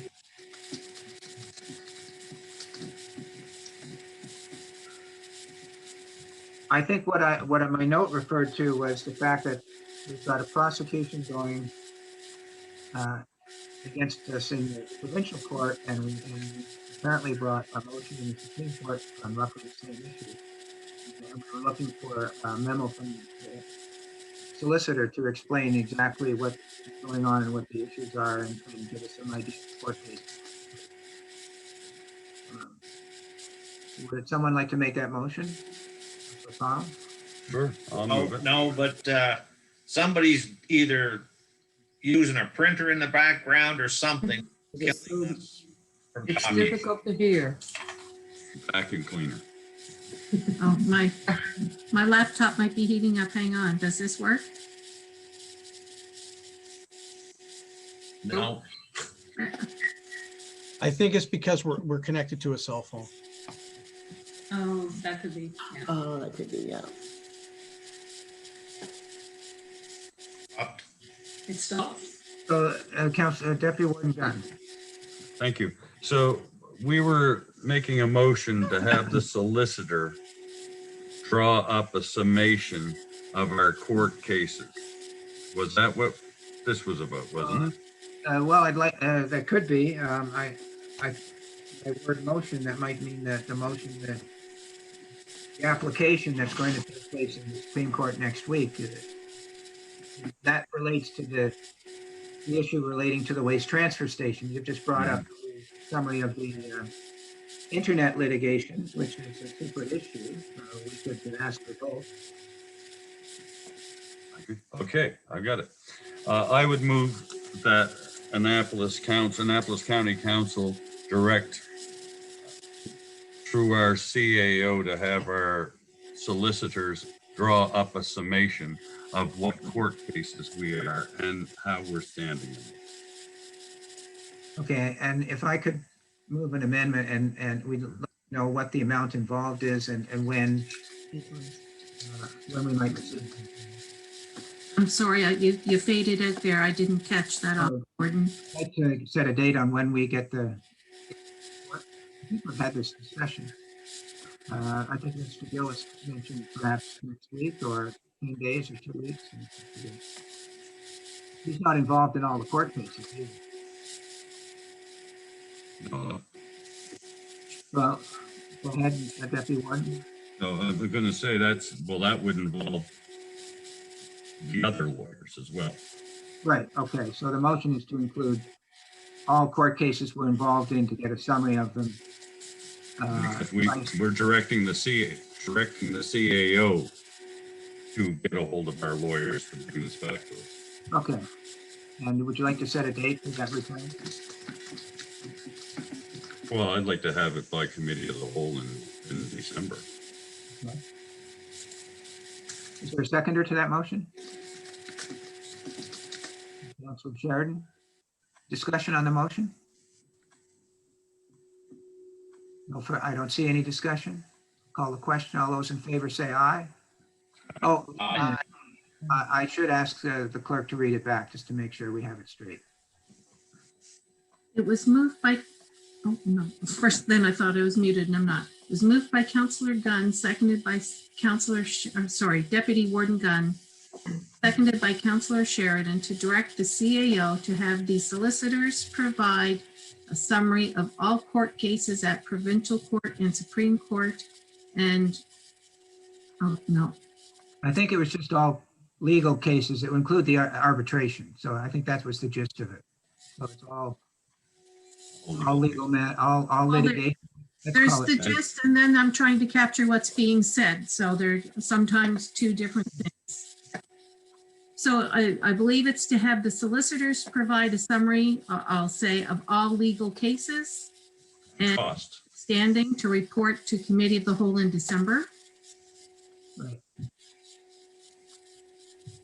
And you, sorry, you had costs in there as well, did you? Cases and costs is No, what we're looking for. It wasn't in there in the motion so far. You want the legal fees to date? Is that what you're looking for? Well, the cases and the legal fees to date. Okay. And where we're at with them. That's what I want to know. That's what we really want to know. Sorry, so what is your motion? Yeah. You just read it back, except for you forgot one or two words, and fees. I don't think that was mentioned to be. So to have the solicitors provide a summary of all legal cases and fees, current standing to report to Committee of the Whole in December. Yeah, so I'd like to have a new seconder for that motion. Is there Councillor Bartow? Why a new seconder? Sorry, it was. I think that's slightly different than this motion. So now that you've read it back and we've got it straight, I just wanted to confirm that there's a seconder for what you have The seconder was Councillor Sheridan. originally, but you can either Councillor Bartow or Councillor Sheridan. It doesn't matter at this point. I don't think they're both. Councillor Sheridan is what I have captured. If it's Excuse me? you can start all over if it's different. Can I say something? Go ahead, Councillor Bartow. Yeah. As long as the original seconder agrees, that's who should stay as the seconder. Okay, so we'll leave it at Councillor Sheridan for the clerk. Okay, Ms. Young, will count the seconder is Councillor Sheridan. Right. Councillor Longmire, did you wish to say something? Thank you. I just want to make sure that when we're requesting this by the meeting in December, that we're not overlooking any deadlines or important dates as well.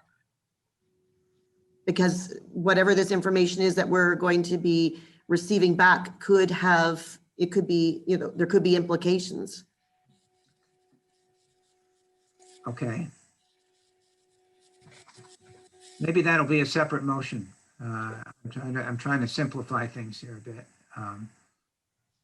Can we deal with that separately? I'm just, is that all right with you, Ms. Longmire, if you bring another motion forward that we have some update on whether anything crucial will be happening? I think I just want to simplify things, that's all. So the motion on the floor is respect to the report from council by the Committee of the Whole, including the update on the files and the legal fees to date on each file. Any more comment on that? Councillor Redden. Chair, I had understood we'd already had one motion that covered the upcoming court date of December 9th. Was that passed before? I think that was a discussion. Maybe that's what my note refers to. Maybe the clerk would have comment. Yeah, we tried, the clerk went through and she didn't see something like that, I think. If you call a recess, I can go back through the 14 pages of notes I have and clarify that. How much more do we have to go through that we maybe have a coffee break? Yeah, sure. We've got a couple of in-camera things, so let's take a break for, and is it 2 o'clock, for 15 minutes? And then we'll come back and we'll all have a break other than the clerk. Is that agreed? Okay. Okay. We're back at 2:20.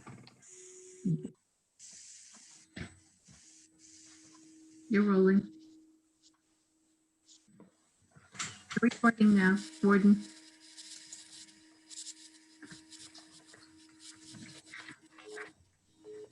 Warden, your meeting has resumed. Okay, and when we left the meeting, I think over the break, you were going to check to see if some previous motion had already been passed.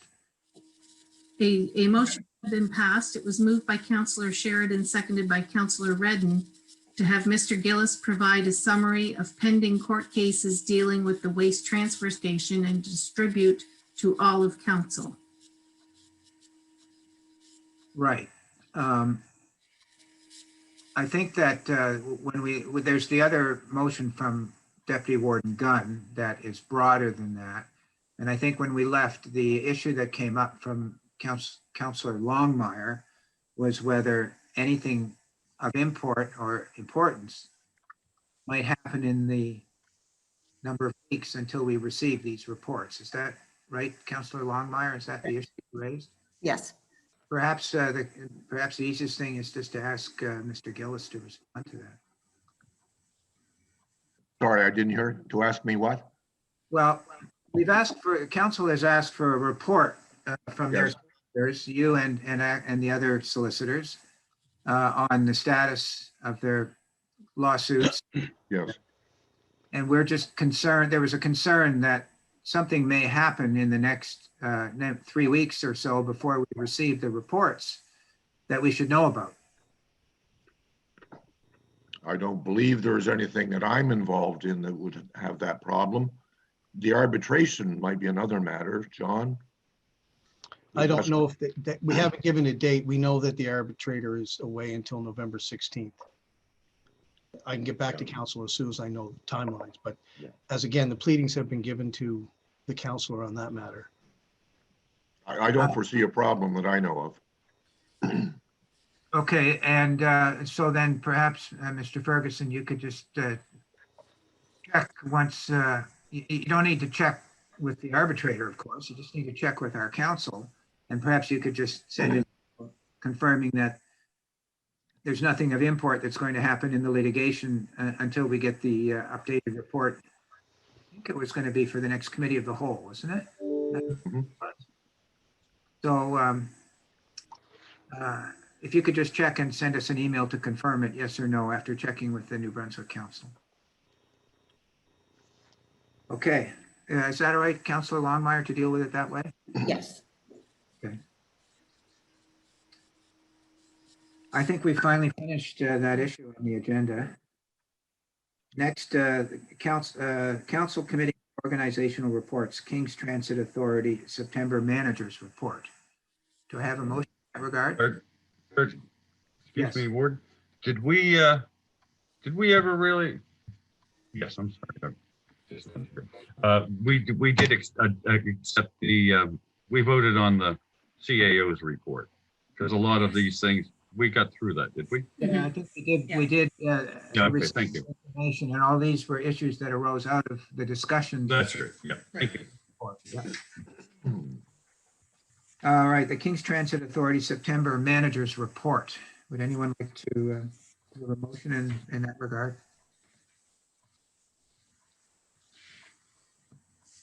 I'll move to receive. Okay, motion to receive from Deputy Warden and seconded by Councillor LeBlanc. Any discussion on the motion? Hearing none, I'll call the question. All those in favor to the King's Transit Authority September report for information, say aye. Aye. Opposed? Motion's carried. Now we have three in-camera meetings. There was one, wasn't there, that we brought down, and I'm going to need your help. There was one that, oh, here it is. It's the carbon sequestration and fuel switching project. Um, Now, before I entertain a motion to go in camera, according to what I saw, the CAO and I received an email yesterday with one line description of what there's two in-camera issues that we're to deal with. And I don't know when I look at these, I don't know really what they're about, but at least it identifies parties. And I don't know, again, it's this issue of how do we know whether to go in camera when we don't really know what the issues are? And it's that whole issue. So I'm in a learning curve, I admit. And so what I suggest is that I would entertain a motion to go in camera for the purpose of discussing what these issues are. And if we want to come back out of camera and discuss whether we should be in camera, we can. Is that fair enough?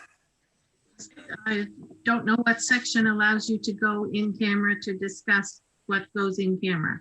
Oh, well, the section would be what's listed here. They're listed as 22.2F, litigation or potential litigation.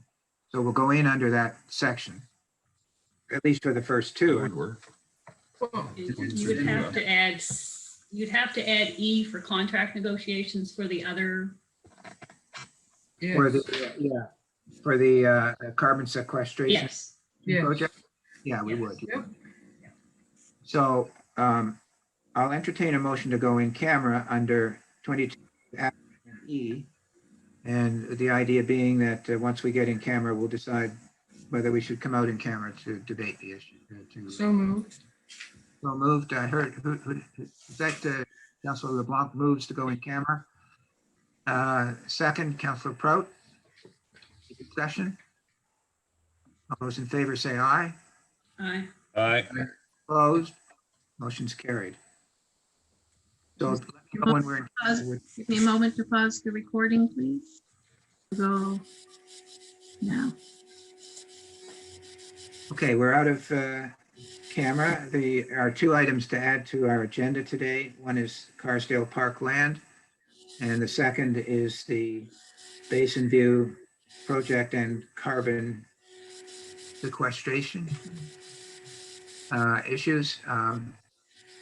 Do I have a motion to add those to the agenda? Would someone make that motion?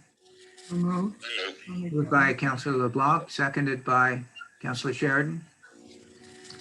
All those, any discussion on the motion?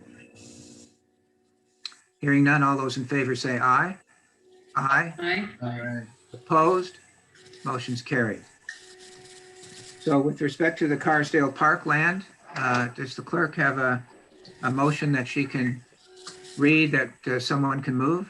I have a suggested motion here to direct the solicitor to send a letter to Dieter Clausen and Robbie Bent to cease and desist actions on county-owned land in Carsdale, identified as lot 99-1, PID 05218607, assessment account number 09148892, as further action for damage is being contemplated in accordance with the trespass.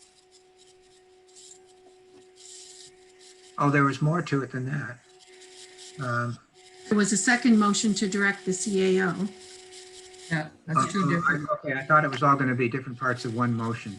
Can we do it as one motion with different parts? Keep going. It's clearer if it's kept as two, because one you're giving direction to the solicitor and one you're giving direction to the CAO. Right, can't we do all that in one motion? It's clearer if you, and easier to trace if you have Okay, separate motions.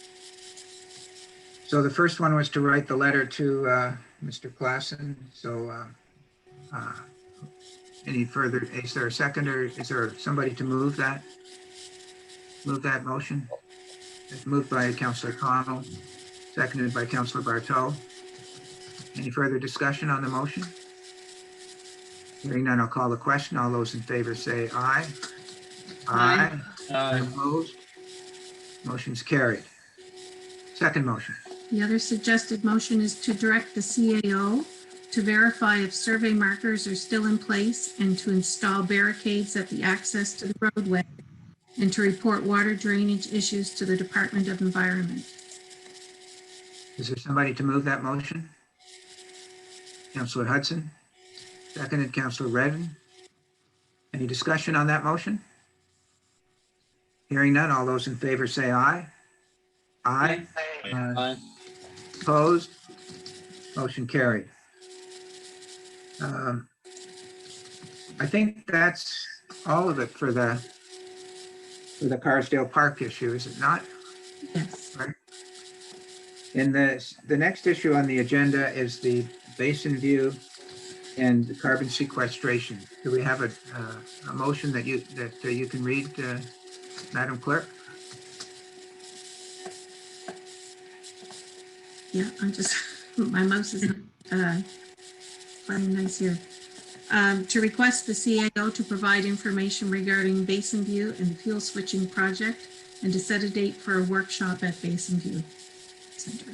Yeah, I think it's to direct the CAO to provide the council with that information, with an updated information on the background information, I guess I should say, on the Basin View and the carbon sequestration.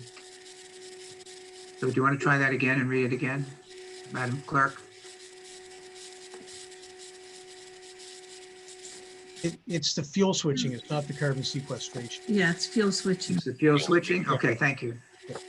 To request the CAO to provide information to council with updated background information on Basin View and the fuel switching project, and to set a date for a workshop at the Basin View Center. I'd like to, Deputy Warden moves, Councillor Bartow seconds. Any discussion on the motion? Hearing none, I'll call for a vote. All those in favor say aye. Aye. Opposed? Motion's carried. Who was the seconder, sorry? Councillor Bartow. Bartow, thank you.